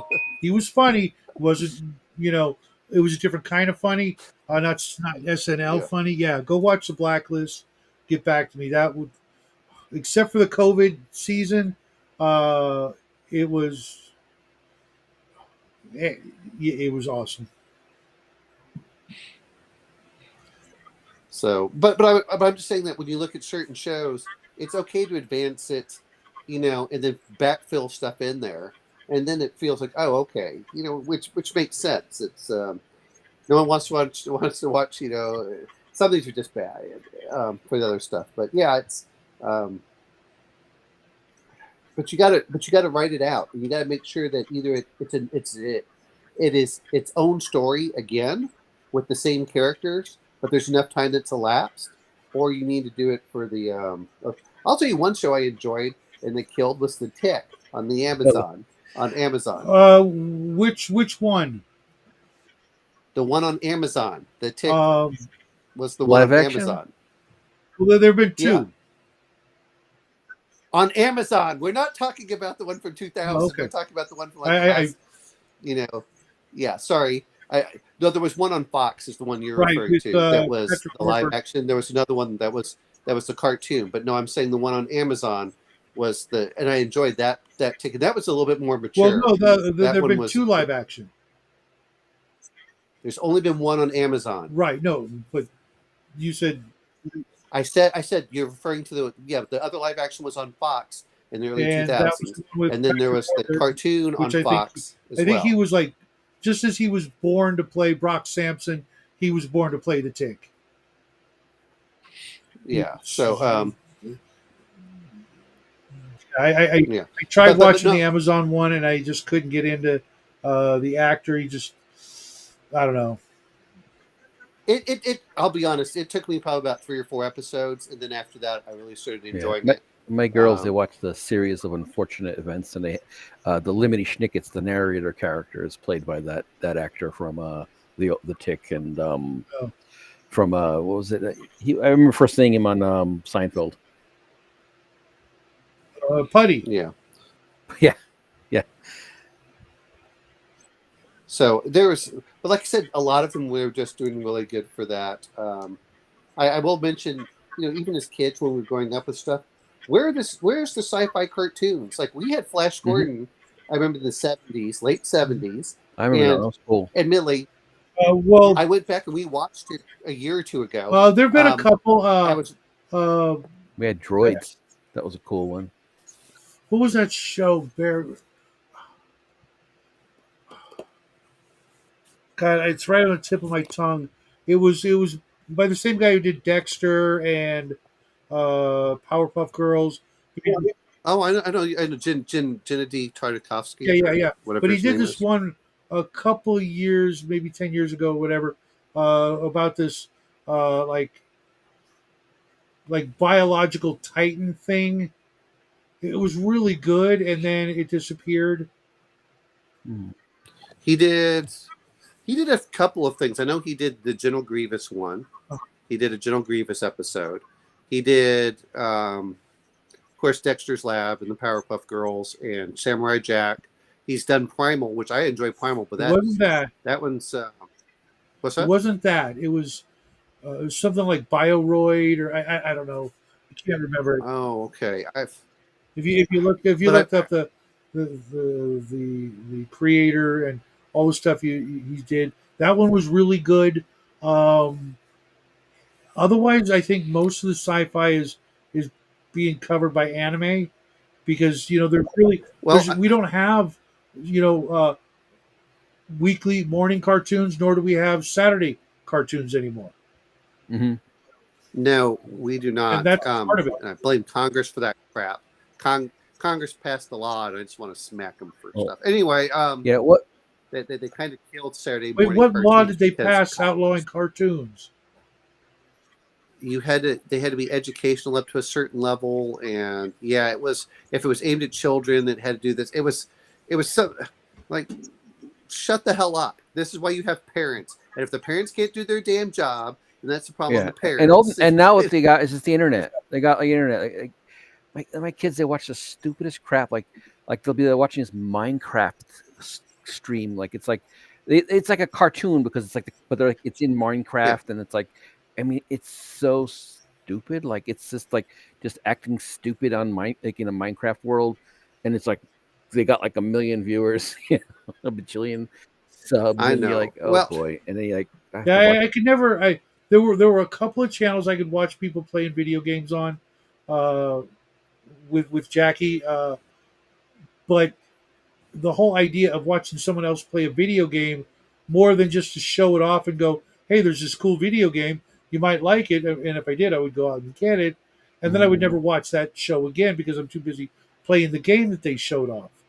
Yeah. I never understood that. I think only a handful of guys can really pull it off. Pat and Jen did a really good Um, job. Sunday did a good job because because it was like Pat and Jen were a married couple that would do it, and it was funny because of the interactions between mhm. the two the two stars. Same Yeah, thing with Sunday and Craner. They had a interesting back and forth, and I could see that being fun. But PewDiePie would be. I remember PewDiePie's, especially his horror games, because you mm, could tell he's actually scared. Some people just and get into them. Jacksepticeye because he had other stuff that he would do, Yeah, and Asmund Gold has been doing stuff like that. it, You know, there's some yeah. of them yeah, but that it's a going very As, there. rare. But Asmund. Funny thing is, I'm a big WoW fan. I yeah, sometimes like while streaming, if it's like slow, I'll play WoW while you guys are talking. But the You and Connell, man. I can't do that. I can clip and do some mini stuff, but it kind of makes me feel like I'm being rude. yeah. So But yeah, I'm so right now. so many WoW streamers. Like I don't know what it is. Like well, it's so many. It's three of my favorite. Like they both all went into politics and quit streaming WoW. It was he does. I mean, I still watch some of the stuff that he does for video games, and you know, I will admit that, like, I was playing Jedi Survivor, and there's the spawn of Agbo, and it's like, how the hell am I supposed to defeat him? And I'd be like watching people do it over and over again, and like screaming and yelling, and be like, after like an hour, and like, okay, now how am I supposed to do this? And I finally beat that damn thing uh, at like the Padawan level. Um, but no, I mean, some of them are. I agree with you on some of that, but I mean, like, I'm, and I don't disagree with you with the anime, but like, okay, growing up, what do we have? We had the Herculoids, we had oh, Space Ghost before it was Space Ghost Coast to Coast. We had Flash Gordon, and I want to smack him for again. This is where the studio There was execs a ignored Guardian, the Defenders of the Galaxy. Is that the one you're talking about? which With one. the Phantom, Buck. I just remember Space Or- Ghost. That was it. Space Ghost was one of the original Birdman. well, no, because characters. there was a Flash Gordon cartoon that had Mandrake and the Phantom and somebody else in it. No, Flash Gordon. no. I'm talking I, about It was 1979. It was Flash Gordon right before the movie. You know, before the movie came out as well. I don't Which remember. no, yeah, it's he had like actually the a first season is actually pretty good. It I enjoyed. I mean, again, yeah. I'm not looking at this with the nostalgia goggles because I watched it last year. I then went and then I noticed that they had season two, and in season two they put this cute little like pink elephant or something in there, And I'm like, I'm out. I'm done. You know, it was, and what they were trying to do is they were trying to get more girls to watch it. And instead, you just turn off also but Yeah, I think I remember the one that you're talking about because he had like a lion man friend. Like yes, Yeah. yeah, I thought that was the one Defenders of the Galaxy, but maybe not. no, Because I it's just called remember. Flash Gordon. It's just called Okay. Flash Gordon. I'm not saying that they didn't do a spinoff or something. Well, how many of us still love? And I need to go back and rewatch them because they're just for the Hanna Barbera. Why didn't they ever all the things that they've been mining? Whatever happened to Thunder the Barbarian? Why can't you do a Thunder the Barbarian as a yeah, Um, I think that might be in like because it was too dark. Um, The no, whole no. concept of the world's, you know, ruined and the moon's, broken in half was too much. Oh If, bullshit! I was a child and I thought that was the most awesome thing yeah, and, ever. and we were literally living. Yeah, we were living with like nuclear apocalypse in our back of right, our but it mind was the too whole time. much for the conscience of the producers or something like that. Uh, It got canceled because they want to do Laverne and Shirley. That's why it got canceled. oh yeah, It's that's right. Because they thought it's that not that would it do didn't better. do well. It did well, relatively speaking. But what they did is the problem was that they were trying to appeal to girls also. And you're like, well, look, because I remember going through on Saturday morning cartoons and I'd flip between different stations on whichever ones had the best stuff. And in my 20s, Could be I mean, look, co-creation. in my 20s, what was I watching? I was watching The Tick. I was watching Sam and Max. I was watching the DC stuff that they had with Superman and the Batman the Animated Series and the Batman Beyond. Yeah, I was a Uh, big fan of the Teen Titans. Both of them, even the funny one was fun to watch with Jackie as a kid. Uh, I well, the Clone Wars were coming out. There was a lot of stuff. I to be fair, as I still enjoyed watching Dexter's Lab. And here I was in my 20s Yeah, watching this stuff. So it's not like it's I think what they're and all too often like, well, look at what children are watching. Like, you understand adults really watching this. I still enjoyed watching Eon Flux on yeah, NTV. mhm. For some of that animation things. yeah, and that was kind of edgy. I remember like I Yeah. was the same way. I think I'm a little older than you, but like I'd come back. I'd be coming home from college. Not coming home. I'd be home. I used to commute to college. I didn't like go. I didn't So really go. George, how old are you, if you don't mind? Oh, I'm born in 71, so I'm 50 something, 54, something like that. Okay, so you're 2 years older You than I don't am. So we're remember? real close. Yeah. I get that old.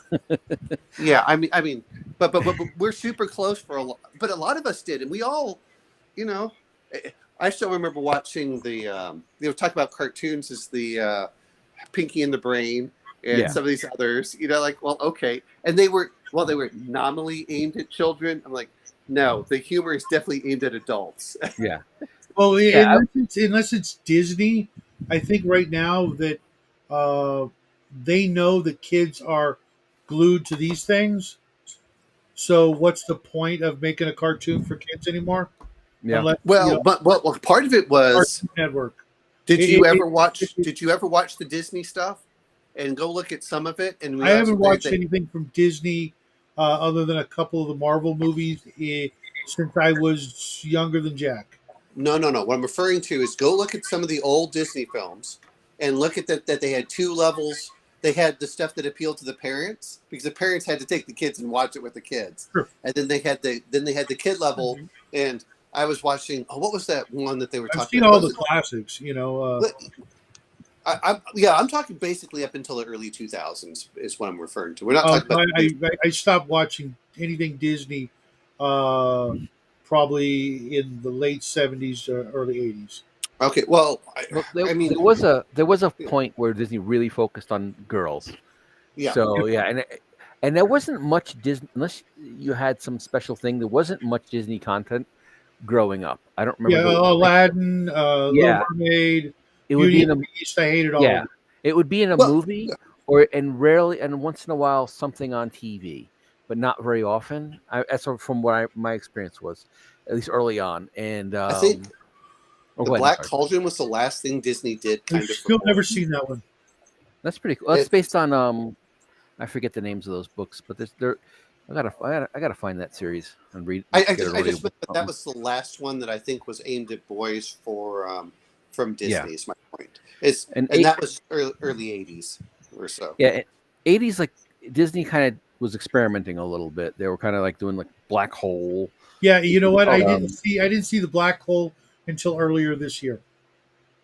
I read is the it? book like 3 or 5 times, the paperback, Mhm. at school when it came out, trying to understand that dumb ending, and then I saw it on the screen. I'm like, oh, why didn't you just say that in the book? I'm not even kidding. It was like I kept reading it. And I'm like, I don't understand what's going on. Um, and I couldn't see the movie for some reason. My parents said, just go buy the book, you know. And I was reading, it was like fourth grade or something. And now I kind of understand why I couldn't understand the ending. I had the model kits of Yeah, Maximilian and that round guy, or was that him? I forget. And Vincent and yeah, the other one and Bob. I didn't have Bob, but Oh, I don't think anybody had. I don't think they made a Bob model kit. But that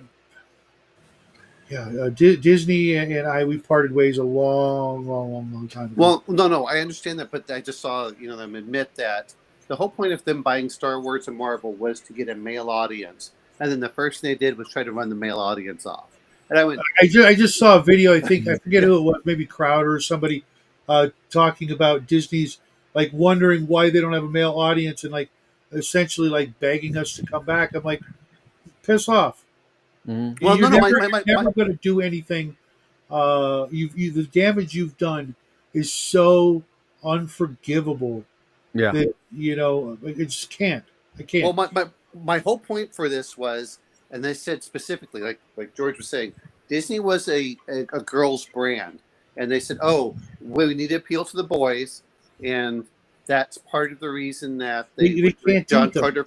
Well, I'm not done. That's part of the reason they were supposed to do John Carter, and then they bought Star Wars and Marvel specifically so they could have a male branded audience. And then what did they do? They give it to Kathleen Kennedy, who immediately craps on it, and because she Mhm. wanted to make it a girls' brand. It's like, no, you stupid.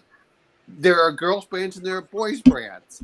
Do not try, Yep. like And if You could have all the said the boys other went to, word. all the boys went to anime. They all went to anime, and good for them. Well, Yeah. I Or went to video games. anime. To be Yeah. fair, as a They're kid, I watching. was watching anime in the well. George, You I probably would argue that think they're it's actually not even doing that. That they're literally more likely playing video games, Mhm. which is even better in a way for their mind. It's not good for their belly, and their circulatory system sitting around all day. But at least it's better for their brain to learn how to figure things out and to do things instead of Yeah. mindlessly well, watching and But being, well. brainwashed by the boob tube. Wait a minute. We first off, when we're talking about anime, anyone that watched Star Blazers and the stuff from the Sure. 1970s, and even if you want to go as far back as Speed Racer, so to say that that'll boys weren't doing that before is a lie. We my, were. No, no, Same thing no. with Robotech. Same But thing with you know how Robotech. hard it was to find those? I had to run home and watch Star Blazers on UHF.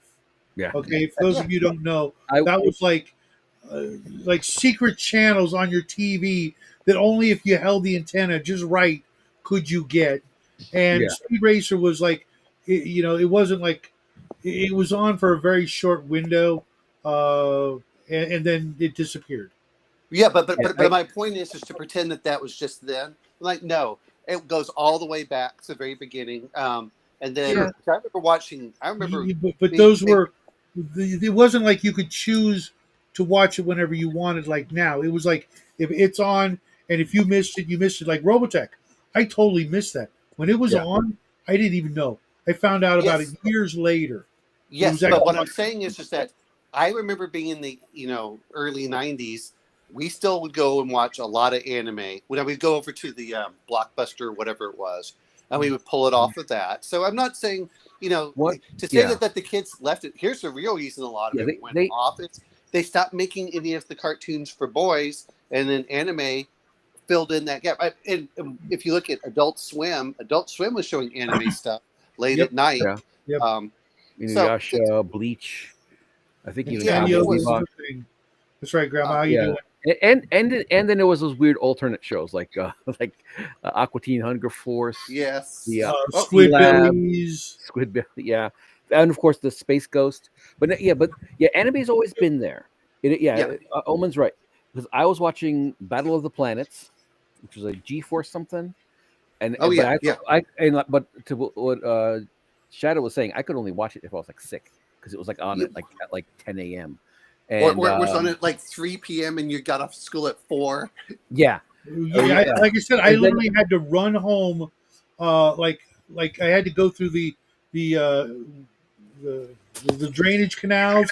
I had to hop fences and run the straight path to be able to get home just in time. And then, like Grandma says, play antenna yoga to get UHF to watch Star Blazers. You know, for for that the 30-minute window, and the second and third season never even came to my area. yeah. I Well, thought it for was The over. me, other I was in Germany and they would show one Star Blazers episode a week.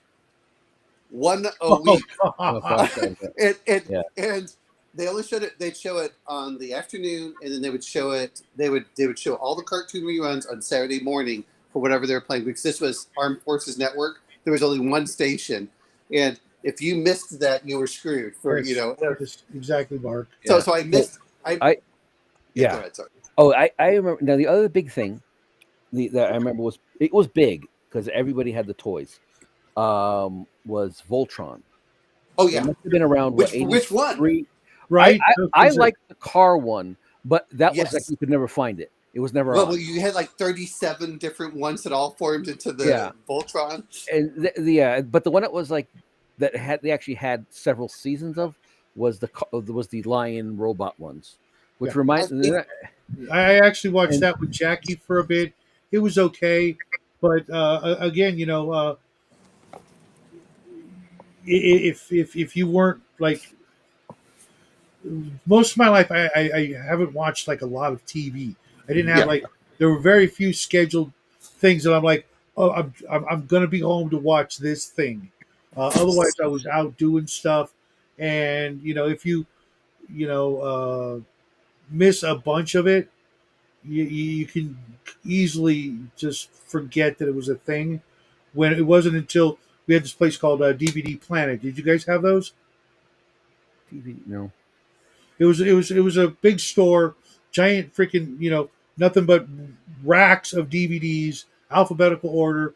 Me and my friend Ron, who recently passed away, every Friday we'd go there and just go up and down the aisles looking and just grabbing all kinds of crap. It was only then that I even knew about some of these shows that they even existed. Because it was just you couldn't buy them on cassette except through catalogs and mail order and things like that. In you know, So most of the anime that RPG I Grandma found, remembers Voltron. well, I mean, a lot of that stuff we all knew was anime. They just dubbed it over, and that was in the 80s. A lot of the anime that I was able to find was either at Blockbuster or was at the local comic book shop Mhm. because they still had it over there because they would sell manga in the 90s for that. And then the other one was, you know, so some of these things I'd heard about for years, and Crunchyroll just had a deal out where you could watch, you can get 2 months of it for $2 a month. And I said, yeah, I, okay. I should probably go there because I'm trying to find this animated cartoon way before you guys' time. It was black and white. It was on Monday through Friday mornings, like 6:30 in the morning. Right? It was black and white called The Amazing Seven. And I know I saw it. I used to watch it, and only one time did I actually came across a VHS cassette of it in a comic book store. I had no money on me at the time, and I'm like, crap. And I tried to go back to the store, but it was many miles away from where I lived, and I happened to be with another friend, and I have yet to be able to find anyone who's ever heard of it or seen it. There's an amazing like the Amazing Three, also black and white, but it's not the same thing. And I have scoured the internet many times trying to find it. I'm trying to think of some of the other stuff I watched. I watched some of the things like they had the cartoon stuff for when they were first doing 3D animation, and they were doing some of that. It was in like the early 2000s or the 90s. There were a lot of things that were out there, but Yeah. this is what we were talking about before. I don't need live action for all my stuff. I just need something good enough. And then what I mean by good enough is something similar to the Clone Wars to do sci-fi. Yeah. And I don't need photorealistic, and that's where your real cost comes in. Is when you're spending $200 million in special effects. Like, I don't need $200 million special effects to enjoy a television show or movie. And if you look at anime, now I'll tell you what. Have you guys seen the Black Lotus Blade Runner anime? Mm-mm. No. Oh, first off, I like it a hell of a lot better than the movies. But it also gives it time. I think it's like 13 episodes or something. That one's really cool. I highly recommend that. But you start looking at all this stuff, and it's like, okay, you get there's a lot more out there. And like I said, I was watching Lotus War, which is from the 90s. Some of them I enjoy, some of them I don't. I'm just like, all right. But yeah, that's why everyone's focusing over towards anime, because anime is the only one that's actually producing stories. They're the only one that are actually producing these long, drawn out. That's how it started for Japan. I mean, post-war Japan, they didn't have, they weren't as wealthy. They were really kind of struggling after World War II. They made a great. They didn't really get wealthy till the 80s, but they wanted to tell the stories they wanted to, and they couldn't make a Star Trek, so they animated it, and and then that's how then it just kept that tradition on, and it was wonderful. What are the? Oh, go ahead. I'm sorry. No. I mean, come on, how cheesy were the stuff that they did have that were sci-fi? Like they had the equivalent of Power Rangers, which I swore Power Rangers stole a lot of stuff from Japan anyway. And I also that stuff in the 70s. Well, I think Power Rangers Ultraman, Power Rangers was a Japanese show, but they just they put in American actors where they flip back and forth between them. Yeah. But no, what I meant was I remember seeing that in like the late 70s. Now I remember that they was super violent, like they cut open one of the monsters and all stuff that was more violent than what you saw for Power Rangers. And then and then like the monster baby would come out of the stomach, and then come over. They'd have to fight that one. It was just so ridiculous. I was like, the original Power Rangers was actually the original Power Rangers was like the original Teenage Mutant Ninja Turtles, incredibly dark and not meant for kids. No. Well, it was like Ultraman. It was Ultraman, knockoff. Is what it was. It was darker. Ultraman was a goof. The original Pink Ranger only became the Pink Ranger after she was raped in the original TV show. Oh wow! It was dark. I mean, just like Teenage Mutant Turtles was incredibly dark in the original comic book. It wasn't really meant for kids, but they figured, you know what, we take out all this other stuff. And I was watching a video the other day about it in the UK. They couldn't even call them ninjas because ninjas that's like taboo over there. That's like one of the scariest words you can use. Nunchuck. It's just Well, some of it is this much because I noticed this when I was in Germany. The problem is that ninja was a Japanese word, and as Americans we don't care, but for them they had to do a translated version of what would a ninja be equivalent to, and so they called him like in Germany it was like ninja fighter. It wasn't. It was like teenage fighter. Mutant turtles. It was something weird. I was like, the same with the UK. It was really watered down because they were so terrified that people were gonna, use a non-English word. That's what they were afraid of. It was not the fact they were afraid of ninja. They were afraid of the violence. It was the violence. Oh well, the violence is a different thing. But no, I'm saying, but ninja. Now they import it. Yeah, well, yeah, but I'm saying, but ninja was a whole different thing. But yeah, but the whole point was all of these things that we grew up with that were, now they're like, oh no, the child might be scarred for life. I mean, really? I'm like, good God, this is. I think I remember that one, Mark. Yeah. One of the things you mentioned, like the raping of like the Pink Ranger and stuff. I remember like Voltron. Back to I guess the evil elf comment. Like the prince, he was like this. Yeah, he was like this elf-like creature, but had like weird skin. And he was making like he had these dancing girls in front of him, and he was just like gloating how he would have the princess as one of his dancing girls. Yes. And I guess at the time he never thought of that, but like, oh yeah, that's a rapey vibe there. Yeah, it kind of is. Same with Robotech in the books, the paperback books of Robotech. It was Minmay got passed around. Just saying, it was pretty brutal. But no, but those are, but that's why people are focusing towards anime. It's like you aren't making any good television shows. You're trying to present things that are like as anti whatever. I thought it was funny was I do like watching what is it called? Is it Film Threat or whatever? The guy who used to be part of G4, and he was going through. He was talking about Creation of the Gods, Part 1. He says, and the good news for this is there's no DEI. Is there any racial diversity? No, they're all Chinese. It's 100% Chinese. Yeah. One of the shows I was supposed to have aged out by the time, but I think I was in college, was the Dragon Ball. And all the people, a little bit younger than myself, they love it. It was just like, and I enjoyed it. I thought it was a little goofy. I'm like the power, like they would have these little things, and you would see their power level, which is okay. This is like the video gameation of animation, I guess, and it always kind of gone up. Like, oh, Krillin is like 100, now he's 1,000, and now he's 10,000. So I will say one thing. Did any of you ever watch the HBO version of Spawn? No.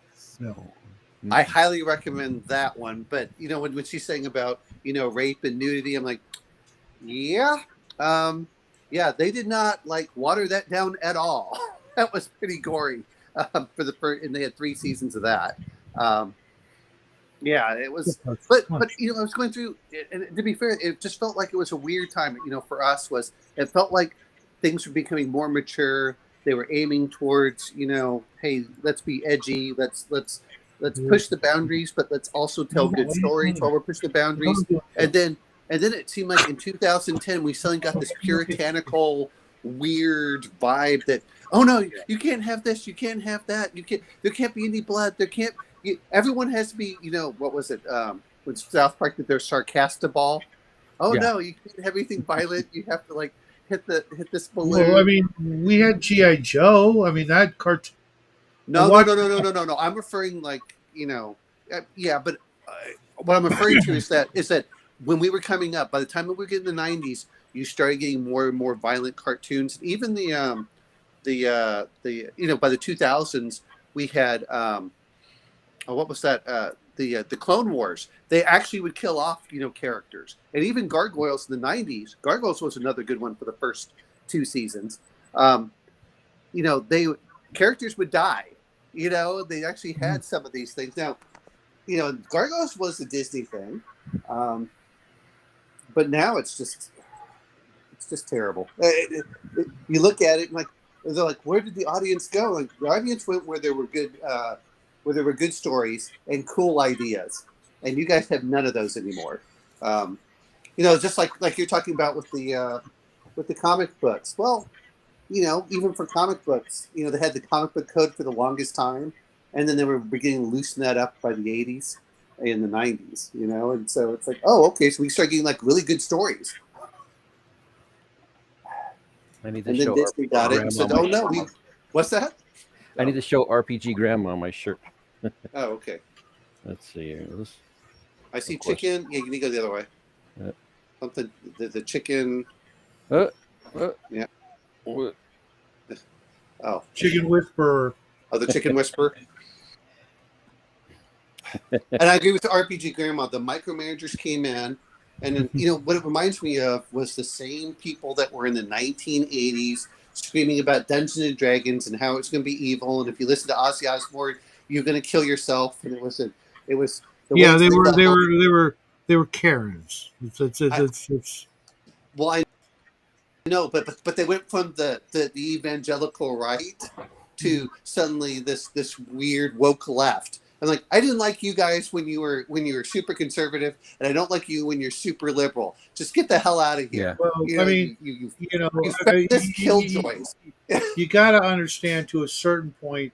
I don't want my kids watching, the original Japanese version of the Power Rangers, at 5 and 6 years old. Okay, but here's the thing. I'm an adult. I can determine what my son Yeah. watches. It's Yeah, but I not that mean, who's got the time to watch it and then say, okay, it's okay for you to watch? The first, I do, because yeah. guess what? I have like 50 years of television that I can go No, I back mean a new on thing. A new for thing. If it's a new thing, you got to well, you know watch it what? before I don't them, have to. and. Yes. You know what my parents used to do before Star Wars came out? They would go see the movie first, and then if they thought it was okay, they would take Yeah, me no, to that said movie. never. My parents never did anything like that. Well, it's not my fault that you had crappy. No, that's not fair. But no, it's hard to No, say. it was just a But matter but of time and money. I understand with I, your I, parents. Yeah, I understand. No, I understand. But my point being is, you're a parent. You get to determine if the television is on or off. You get to determine if the kid is allowed on the computer. You get to do a lot of this stuff. And if you abdicate that responsibility, don't expect the government to do it for you. well, I mean, I've been retired his whole life, so I had the luxury of being able to do, all the right things. When it came to what he was going to watch or what he was going to do. Both my parents worked, so the shit I got away with was legendary, and I wouldn't have it any other way. Yes, but I just want to respond to RPG Grandma. Yeah, we have 7 egg layers, and we just live in the suburbs, so we can't really have much more. But yeah, love them. They're fun. There's always drama. No, Sorry. I like chickens. I like ducks. They're I like delicious. guineas. I do like a lot of things. I had one for dinner tonight. But no, I mean, but I'm saying it's not that hard as a parent to make sure your kid doesn't go on the internet. If you have to ask, if you tell them you're not allowed on there, guess what? You can put a password on your computer. I never had a need for that with him. I'm kind of just saying. disappointed But it as hasn't a gone to parent, some of those as a sites. parent, look. Again, my whole point is, if you don't want to do parenting and you expect the government to do it for you, you have failed as a parent. That's my whole point. The computers are in the living room where we can see them. Yeah, exactly. Stop putting the computer in the back room with the kids.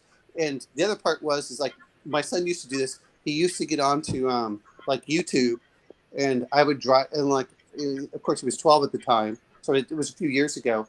I would drive down and I would flip through while I was at work what he was watching whenever I had to fill up on gas or something, and I was like, oh, what are you watching? I come back. It's like, okay. But I could have locked out the computer and he couldn't have done anything about it. It's not that hard,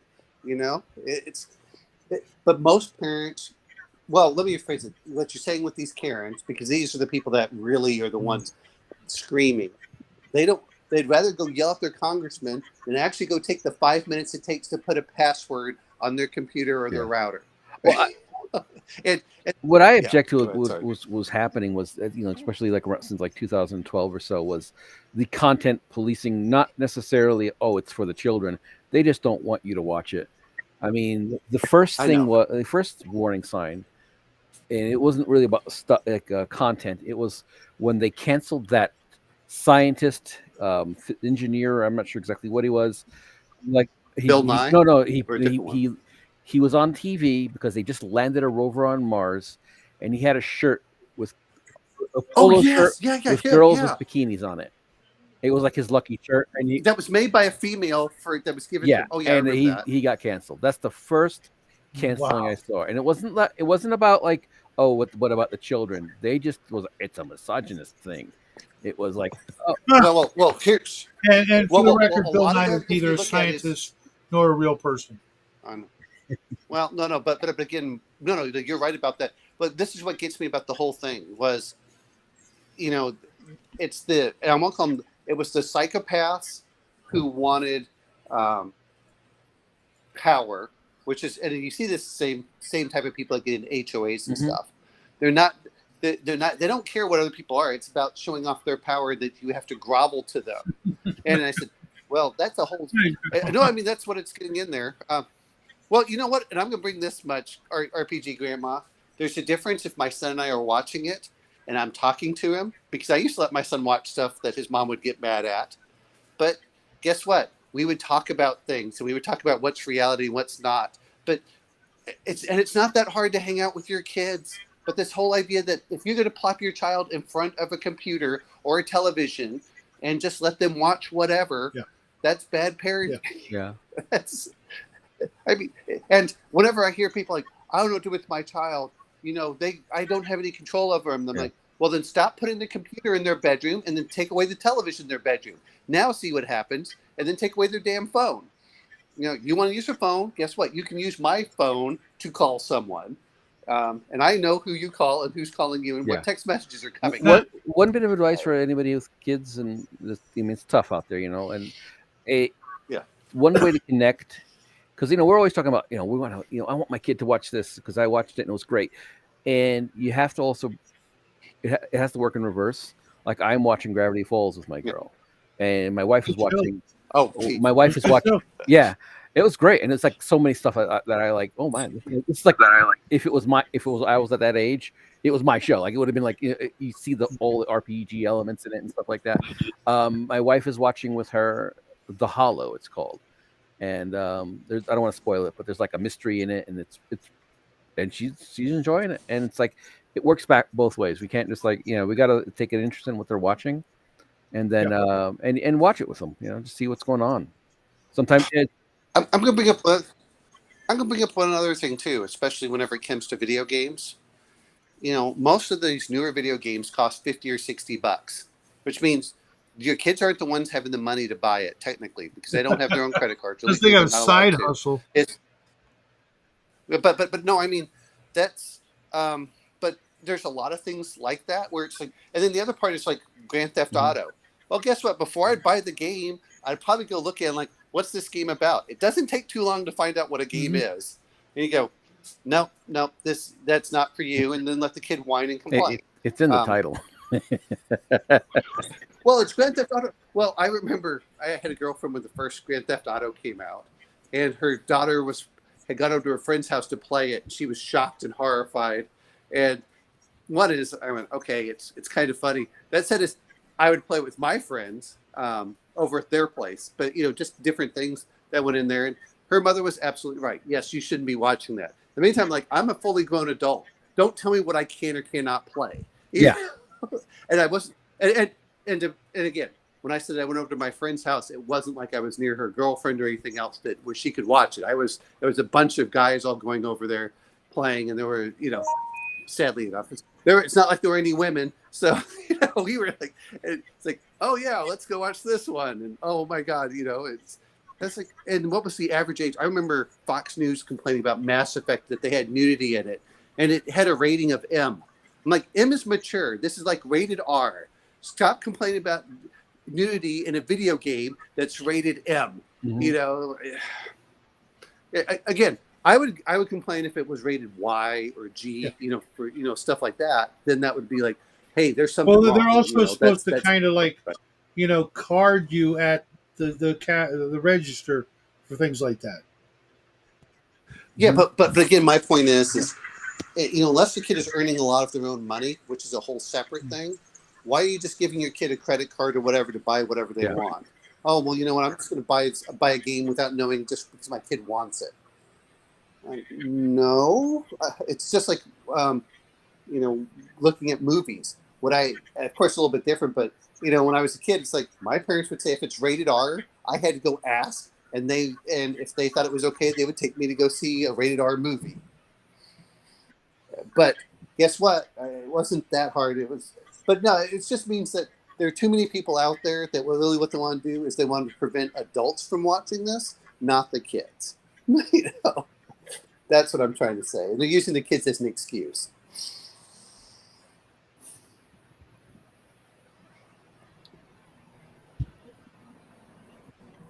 That said, I have been noticing a lot more, going back to RPGs, which we were talking about originally. I have been noticing that there's been a lot more space RPGs coming out in the last few years. Mm-hmm. Well, yeah, because they've beaten to death the 800-pound gorilla. Well, I mean, we've had Traveler for years, and Mongoose has been doing a good job with Traveler, in my opinion. We've had some of these others that are longer, but I think Pathfinder just came out with Starfinder. What I don't, What's that? I guess one thing about Traveler is it's hard to plug in a monster or something to fight. You got to kind of start making stats of blocks and stats for characters and start rolling them up and things like that. So kind of like, I just want to kind of be able to pull some from some list. Maybe there's a supplement that I could find somewhere, but kind of try to make once you get a pretty good hang of it. I like when I was running you guys in Traveler. For me it was a fun process to make up the NPCs and roll them through their life path. But you don't have to do that. You can literally just jot some crap down pretty quick. And there are, especially in the old books, there was a book like 1,001 characters already rolled up. Oh, cool. You know? And Traveler, right? The main book of Traveler does have some aliens, and as you get into like different sectors, they'll have other aliens. Now, it's not going to be like a monster manual from D&D that has like 500 monsters, but usually, they'll have a few here, a few there. And I mean, the same thing happened with Star Frontiers. Sometimes you just don't need a lot of monsters. It's not like D&D, like the expectation to go fight all the monsters all the time. It's like, oh, okay. But you're right. And now they've had four? Is it volume 1 through 4 for the space aliens for Traveler? They've got like 4 volumes. And again, they give a lot of background and stuff. Yes, RPG Graham, I fully agree. If you aren't saying no to your kids, you're not reasonably, But if I said no, there was always a reason. It wasn't just no. And I think that's the problem with a lot of people. So they don't explain why they're saying no. My son doesn't have to like it, but he knows at least why I'm telling him no. But yeah, I was looking at that. I think that, the RPG fantasy market is kind of, I'd like to say that it's kind of saturated, which really leaves your space stuff out there. But yeah, but I agree with you. Is if you just want to pull something out, it's kind of hard to get some of them, but usually you can get about 10 or 15 monsters. It's not that hard to modify a bear into something else, and say, okay, this is what this is. Yeah, what I mean, you just see, especially when you because it's a 2d6 system for your stats. The numbers, the range of numbers is smaller than the usual, 3 to 18. It's easy to just go through the basic, strength, dex, endurance, because that's all they're going to have. If it's a monster, you want it to be stronger than a human? Okay, well, 8 plus, depending on how strong you want it. You want it to be, quicker than a human? Same thing, 8 plus. How much quicker? Well, the other part is the players really don't have to know the monster. Is you just simply say, well, this is a bear. You know what? I'm going to make this into a beetle. And you take almost identical stats. You give it like a couple of points of armor. And you say, okay, I'm going to modify this. Or it does really lend itself to a fairly fast way of changing up the monsters. Unlike, and the reason I mentioned D&D is D&D has so much involved with experience points when you fight a monster. Traveler doesn't work that way. And I think that's where a lot of the difference comes into it. You don't have, if you have a monster and he has he has this strength and his claws do this amount of damage. You can usually look up an equivalent weapon. Like, well, okay, the claws will do like a vibroaxe damage. Like, all right, here we go. Yeah, anyway, I think it's a lot easier to make a character for Traveler, for monsters that way. For me, the longest part is actually doing like the ecology and the personality. Right, and that stuff. You can literally make up on the fly as you're introducing it to the players. We used to record a lot of our game sessions on audio cassette because we didn't have the time to jot this stuff down. As a GM, it's like you're doing a bunch of other things. It's like I don't want to write down take the time to write down the stats for this monster. I just created on the fly, let alone let them know that I just created this monster on the fly.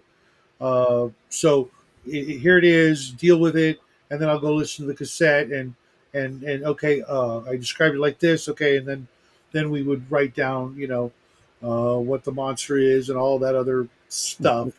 Was it Um, was it like a regular size one, or one of those little mini recorders where they had like the little? we used to we went through all of them.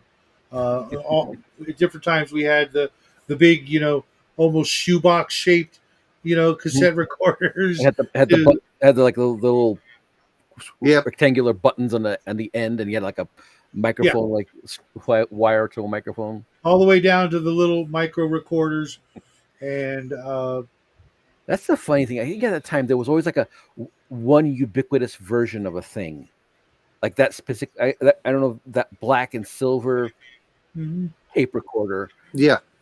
We all have it. With that had like Yeah, play, rewind, fast forward, and yeah, record. And And those pause. were like the 4 buttons, and they were big. Yeah. What was that? Oh, yeah, and pause. Yep. And they were really Yep. big. It was yeah, mostly Yeah. speaker, yeah. Yep. speaker, and the Yeah, motor to yeah, so, run the yeah, the speaker was here, the tape part was in the middle, and then the buttons were on the end. yeah. So Traveler, I think most sci-fi is usually pretty fast to do some of that stuff. It just I mean, takes the confidence and a little working understanding with the way the mechanics work for, combat and everything else. You're just making up, backgrounds and things like that. You don't have to have rules for that. You just make it up. It's a friggin' area. well, well, that's the part that takes longer. But you don't have to worry about what is the charisma or the fellowship of a bear. I mean, there's certain things that like you could just ignore a lot of those skills. It's like, oh, what are they going to be meaning? Okay, the only thing they really care about is what is their unarmed combat, what do they need to roll, and usually you can just put a number next to it. And to be fair, on a lot of things, I think once you start playing a game, you've done enough combat, you kind of know what the players could face off against. And the great thing about sci-fi is it's okay for the players to run because it doesn't really It's affect their okay for experience everything, point. right, Grandma? We pretty much need to run from everything in the game we're in on Saturday afternoons. It's like if it wants to fight us, we I, run. Otherwise, we're just rolling up new characters.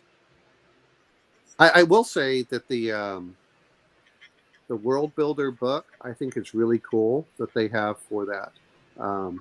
Yeah, Yeah, it's just like most things. I think that certain games require a lot more work because it's more integral that's in there. Like I said, for D&D, you really do have to get what the experience points are. For space, it's usually just, especially for Traveler, you get like 1 or 2 experience points for the adventure. It's something really low. You actually get more experience points from training outside of the adventure. you You, mean Star Frontiers? no, I mean Traveler. Traveler, you don't get a lot of experience points in game. You don't You get get, experience points at all, yeah, you do. huh? Yeah, you do. I don't remember that. Well, it's in there. But well, at least in the second edition. Um, but you only get like Oh, one. Mongoose. Yeah, Okay, because original there's no such thing.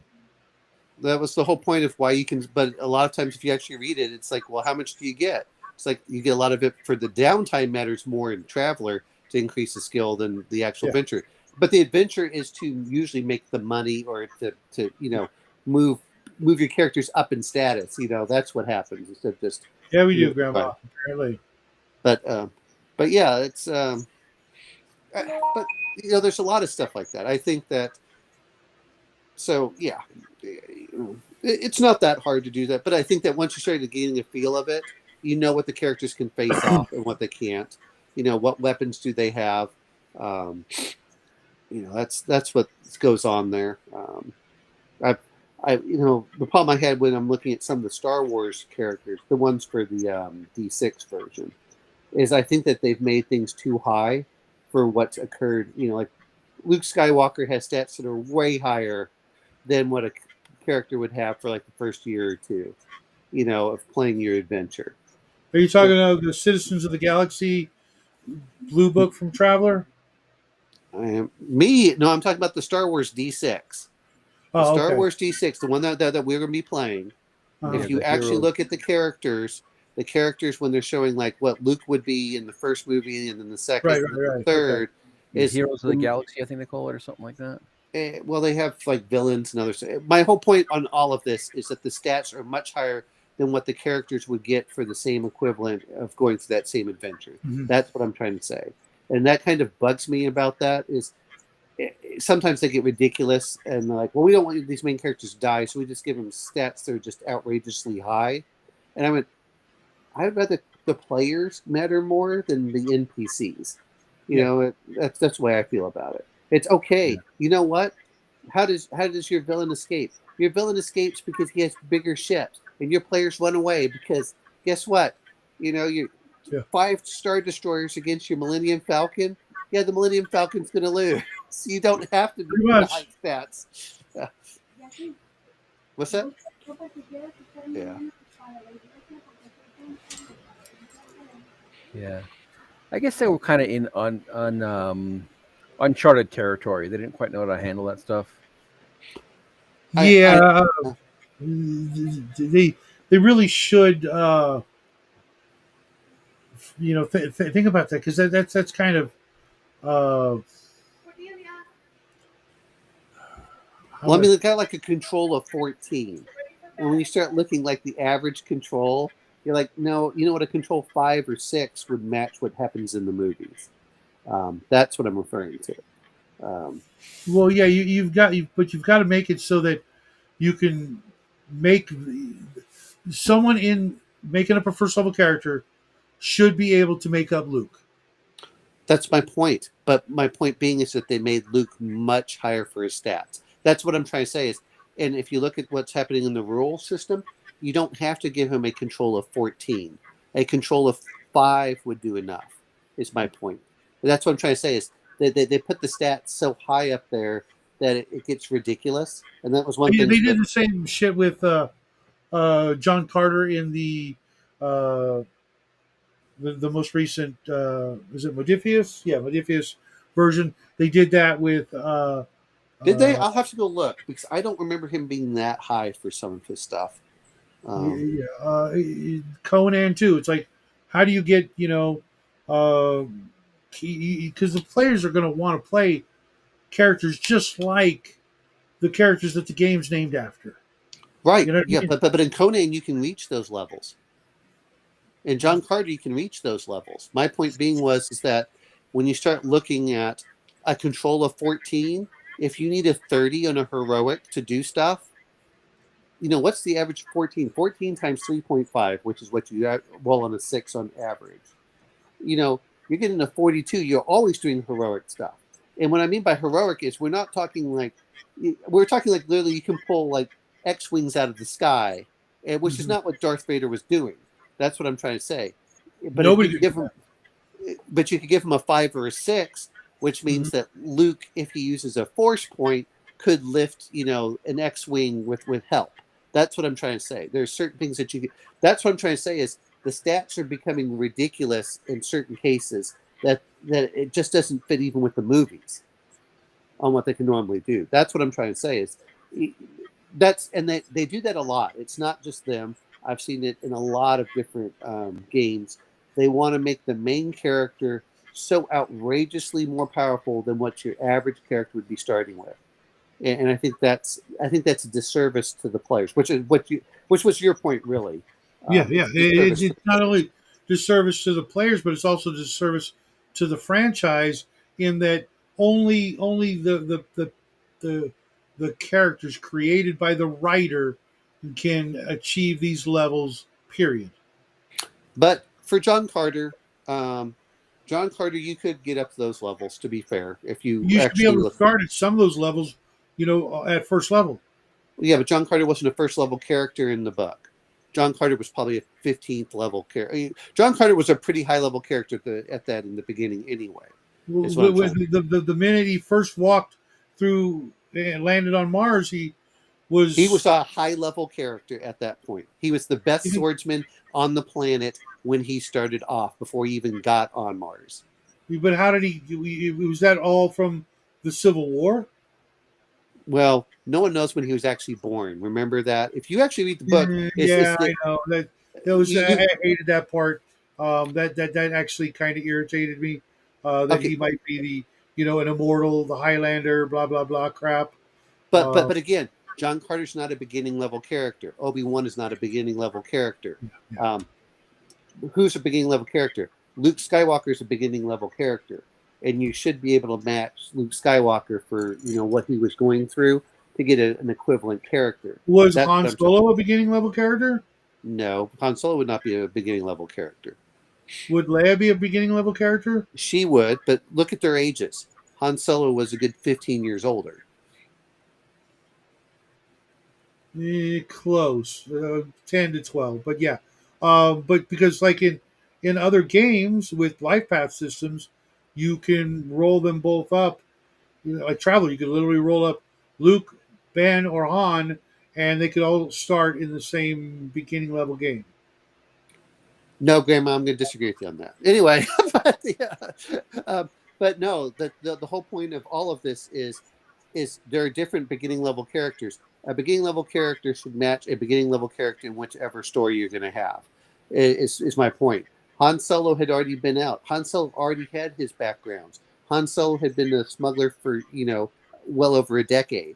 He had contacts. He had all of this stuff. And we're not talking about life path systems. We're talking about like the Star Wars D6 system in particular. Was if your Darth Vader should match the Darth Vader in the movies, it should not his stats should not be so much higher than they were in the movies that everything becomes Yeah, yeah. trivial. That's what I'm trying to say is, you know, that's what we're trying to go for. John Carter is not a beginning level character. That said, is you can play one of the other characters and you can eventually get up to a John level Carter character, which is what I don't like is when you can get characters that players will never match. That's what I'm referring to. Um, Well, I mean, if all things make sense, that high level character is still progressing. The newbies shouldn't be able to catch up. well, you They should should be be able to having. catch up to where he was when they started at some point, but they should never be able to catch someone who's continuing to grow. Yes, but most people don't continue to grow at a certain point. Yeah. This is why whatever system you have, usually there's a cap on something, which is why I like having caps in levels or caps in skills or having a cap in stats. Um, it does present at a certain point where there's a diminishing return or the experience takes so much more to get there.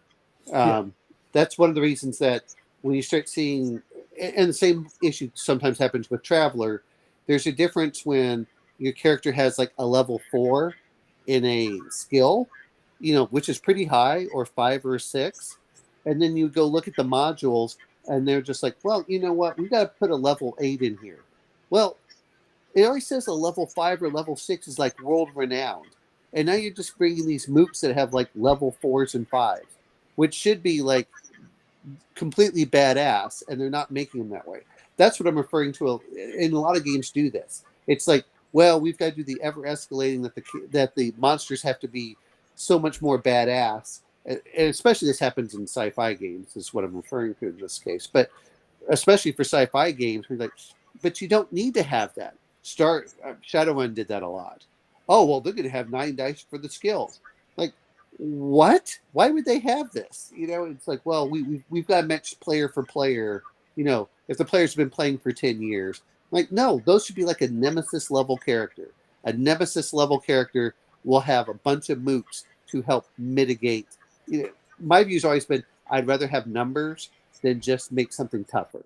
I'd rather players, cut through like 100 of mooks and then get to the final guy than rather them have like face off against 10, super high guys.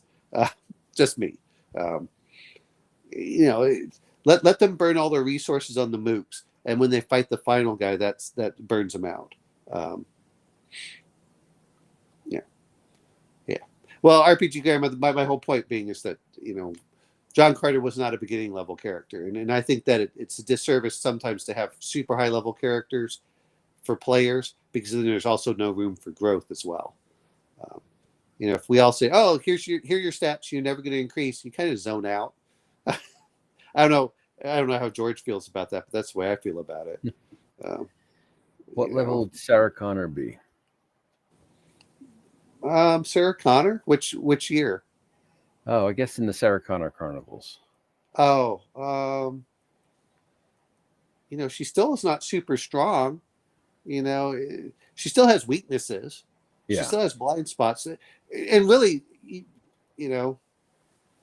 I'm not against certain things, but it's like, okay, what are you going to have? And especially in sci-fi, I prefer players to think their way through than to fight their way through. Yeah. Um, don't get me wrong. That's one of the reasons when we were making up characters and I was saying droids could be really bad is could you, and I didn't do it, but at a certain point I was like, you know what? I could just, and this is the problem I do have with the D6 system. I really wish they'd done a better job on droids. And sometimes there was an alternate method of making droids, but one of them was I could have done, well, I mean, there's an alternate method, like they give you a certain number of dice and that's what you have to do. And it's not like 18 dice. It's something, it was like 60 dice. And then anyway, it breaks down. There's another way of doing it. But yeah, I saw one was saying about like 5,000 credits or something. Yes. And that's one of the things I think that they should have done. But could you imagine if I had just made my character have 13 dice and brawn? No, I mean, and you can do that in the game, and you go, well, that kind of makes the character boring anyway, because now they're almost immortal. And that's why I said, whenever I create a character, I always submit it to DM and like, look, if it's too much, just tell me and I'll knock it back down. Yeah, so, I'll just send an at after you. Well, that's the other point too. It's like there are certain times like, okay, we're going to do that, but. I was thinking about, but I couldn't find good rules on it. The ion weapons. And the ion weapons. So, and some of the armor just says energy versus, or just physical. So I think the one you picked has some energy and some physical. So, but then how do you, like the armor just from the strength itself? What is that? Like, I don't want to home rule it unless I have to. But like, if somebody has an ion weapon, it's sort of geared for droids and things. Yep. And it's supposed to knock them out. Yeah. But does it have any? Yeah, and it's like it's like a stun. It doesn't destroy them. So like, let's say you're like doing like droid stealing or something like that, like a Jawa. Yeah. You're using those things so you can then polish them up and resell them. But does it have a penetration through their armor? And I was trying to find any rule about that, but I couldn't find anything. So. I'll have to go look. I was listening to, Legion of Myth as they were doing their stuff on Star Wars, and he's covering a lot of first edition, but I was looking at second edition, and I really do think that second edition fixed a lot of the problems. Like you don't, like first edition, you could have Ewoks with an 8 brawn because it didn't limit them. And it was like, which is higher. What they did is instead, which I liked in second edition, is they said, here's your range for your character. Depending what your race is, like humans have to be between 2 and 4.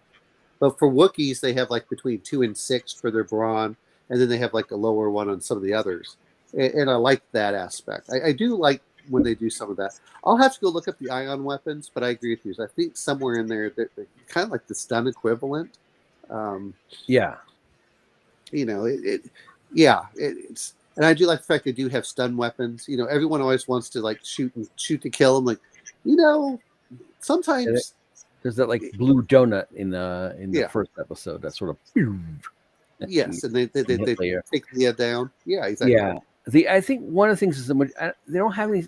There are some specific stunners, but they say all the blasters have a stun setting, which I never saw that really in the movies. But I think maybe only when they knocked out Leia.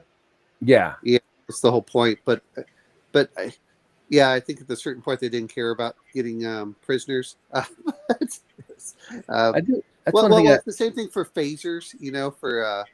Set phasers to stun in Star Trek. Same with Blue Oyster Cult. They had a stun guitar. Eric Bloom's first guitar was called a stun guitar. I don't know what the hell that is, but I sure would have loved to see that thing in action. And George, I wish that they had done for droids where they put like a cost for things and said, hey, droids are limited a certain amount of money for a starting character.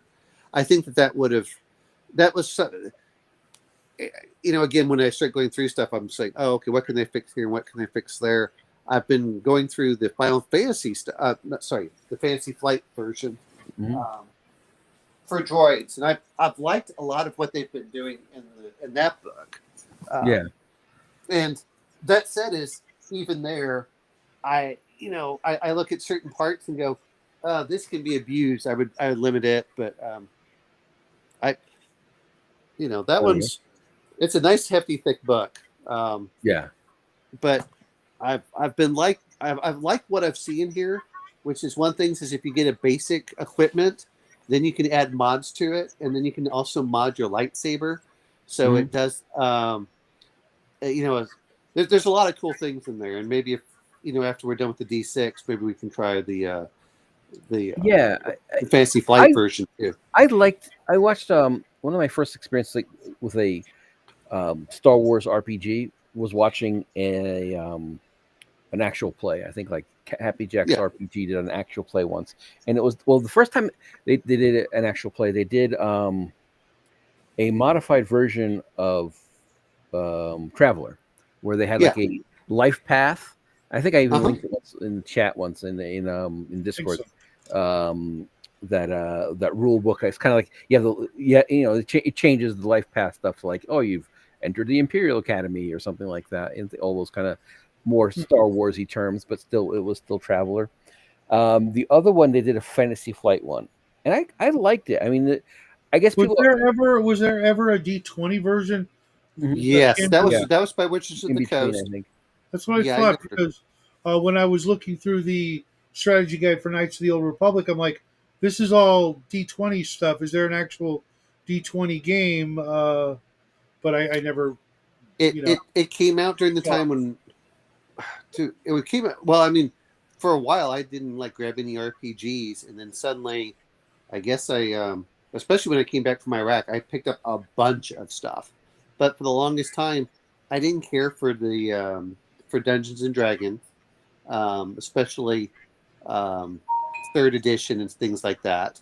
And then I saw fourth edition, and I realized that was just a miniatures game that they called a role playing game. right. Um, and then fifth edition, I watched Critical Role, which all these people complain about Critical Role, and I was like, look, um, I liked the first season, but after that, it became much more scripted and felt less organic and natural. And I Yeah, said, okay, I tuned out after that. Um, but yeah, well, and that's RPG Grandma. That's why I like playing the droid, and I'm working with George, and there's always little secrets, behind the scenes. Uh, that's yeah. that's I think that's what makes it fun. I think Um, HK-47 is kind of the closest thing to a rogue droid, but I think he was What about IG-88? he could IG-80. have been there have been I feel like others he in must have been the working for somebody else or something. well, there's some with the lore. I know I there's would some with hope the lore. so, because the Um, thought of someone just making robots and making them sentient and then just letting them go free willy nilly to do whatever they want. That's a dangerous prospect. Well, Yeah, no, I mean, what I mean by that is like some of the video games, they do have some of those, especially like the Magna droids. Um, when they start going through and they start getting their own personality over time. Um, Hmm. but some of it was also, and I know that they were doing this in the D6 version. They said droids are assumed to be owned by someone, which means they have no rights. So your rights, they're property, which actually I kind of enjoy. You can have a Rogue One, but guess what? It has no protection, so someone can blast it and no one looks twice. Especially if you aren't owned by somebody. Um, do you want to mess with Luke Skywalker's droids? No, because Luke will come after you. But do you really care if that's what happened to Jawas? Guess what? Those droids were wandering around on their own, no Mhm. owners, so they could take them wherever they wanted, and then they put a restraining Well, bolt on them. and they were probably, if the droids had gotten too uppity, they just strip them for parts. Exactly. That's my whole point. Is that was part of what's going on there, and but yeah, it's and I'm okay with that. I actually kind Have of you ever like. seen those like I'm not going to say fully functioning, but close to fully functioning real life R2 units at the conventions and the club that they actually make them in, it blew me away all the crap that they build into these things. It's like that's kind of a potentially a dangerous freaking weapon. Other than the fact that everybody would be like pointing at it, look, there's R2D2. Um, Well, and R2D2 was a astro droid. I mean, that's why they said what are they owned by, and they're like, well, we're owned by Luke, and yeah, R2 was just wandered off on his own. hold on a sec, guys. Well, yeah, R2. I think he. I don't. I think he. If he was owned by somebody, he didn't think he was owned by Luke. He was like always running Not off. not until later. Later Yeah. on, he said, yeah, it was kind of like he adopted you, kind of thing. Yeah. I've been watching this British impersonator comedian. What's this, something? I'd have to find the name of him, but he does these like things where it's like as if what's his name, Obi-Wan, but like sort of the young Obi-Wan from the prequels, and Qui-Gon, and he does like a really good imitation, and he does this like AI thing with the face, so like he's acting it out, and the face of actual, I forget the actor's name. Are they or like is it a plastered over? humorous thing? Oh, it's very humorous. It's hilarious. Oh, that's Charlie Hodgkinson yeah, or something. That's like it. that? Yeah. Yes. Well, he does. I like his stuff when he does Elrond and Gandalf. Oh yeah. I He saw does them that as well. They're coming up on my feed. I haven't watched those yet, but they're hilarious. It's like they act as if like they know up to a certain point, and it's like, oh yeah, we don't tell them about Luke's son and stuff like that. Oh, it's just so funny. Like they'll do something, they'll even do a weird thing where like is there pretending like they're just young people watching a show, and then like his dad would come downstairs, and it's like the older version of Obi-Wan comes down, like the Alec Guinness one, and it's one of the funnier things. I think one of the things is like Qui-Gon looks at when they're watching A New Hope, and it's like, I don't remember owning any droids, and Qui-Gon's like, you liar. You bold-faced liar. I just saw one where they were doing the Clone Wars version. They're talking about Ahsoka, and it's like he's like, well, why didn't you do that in the first place? They're going against Cad Bane and a couple of other things in there, and it's like, if you could have done that, then why did you wait so long? Why did you put all the younglings at just? Well, I was a master. It's just we did this, and isn't that against the Geneva Convention? Well, this is a Jedi matter. That's okay. It was. Those are so funny. It's just like, and they have this almost like this weird relationship. It's like sort of like Padawan, and so they have Anakin there, and then Anakin, and then Obi-Wan, and then there's Qui-Gon, and it's almost like a dad, son, granddad relationship where like grandson's like, yeah, don't be so mean on the kid. He made a few mistakes. Well, they're like, what are you doing letting this 13-year-old over there? Well, you're the one that made her into a battlefield commander. What were you doing? Like, what was I thinking? And that was the one I just watched today, actually. I sometimes watch them.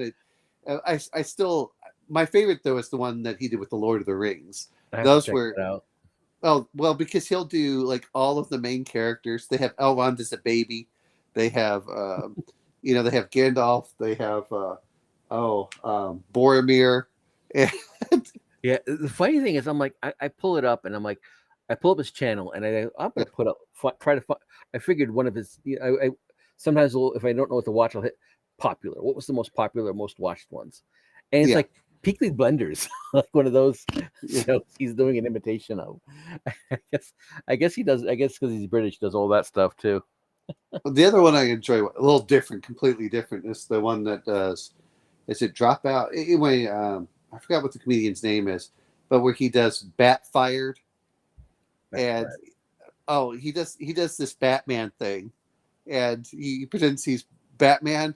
He does like the whole voice and everything else, and they come over, and he says he goes over to the Justice League, and he starts firing the Flash, and then firing Wonder Woman, Aquaman. He even fires himself at one point. you know, he has the Joker come in, and yeah, it's like, he's, just like knocking them entirely off about this, and yeah, it's yeah, is that's a different channel, right? That's what is that one? Do you yeah, know? yeah. Just type in Bat Fired, BATFIRED. Yeah, it's funny. Funny thing is, If like, I guess they know like our type or something, and we just get fed the same videos. Well, some of it is that I go through this stuff, and depending on what I watch, so I start looking at and it'll start varying on what else do things. Like right now, of course, it shows all the Ukrainian political stuff. It shows me Yeah. that, and then it will show. And sometimes I just have to start saying, don't show me any more of this stuff because I don't care. Yeah. But then it will show me I'll be looking up like Star Wars, and so it shows me all the Star Wars stuff going on. And I'm like, hey, you know what? There's General Grievous, and so I start doing that. Yeah, there's a lot of them with it, which, but some of it, as I was watching, is it Tabletop Empire or something, and they really liked the Genesis system, and I know that Bear and Elfbait hated the Genesis system because they're like, I don't feel like I have to be rolling dice and trying to read runes kind of thing, because it has, if you get so many successes, and I kind of like dice pools, but I've been reading, but the more I've been reading the stuff, especially about the modifications, I really like on what they've done is you have hard points, and you can put a hard point, but then, we'll say that you have like accuracy or something. Well, then it'll have different mods you can actually put onto that hard point, modification. Like, well, this one does more damage, like overcharge, or it does this like lightsabers. It has one that has like, this one can do staggering, and this one can do this. So, yeah. And that's in the Genesis system. Well, let me see.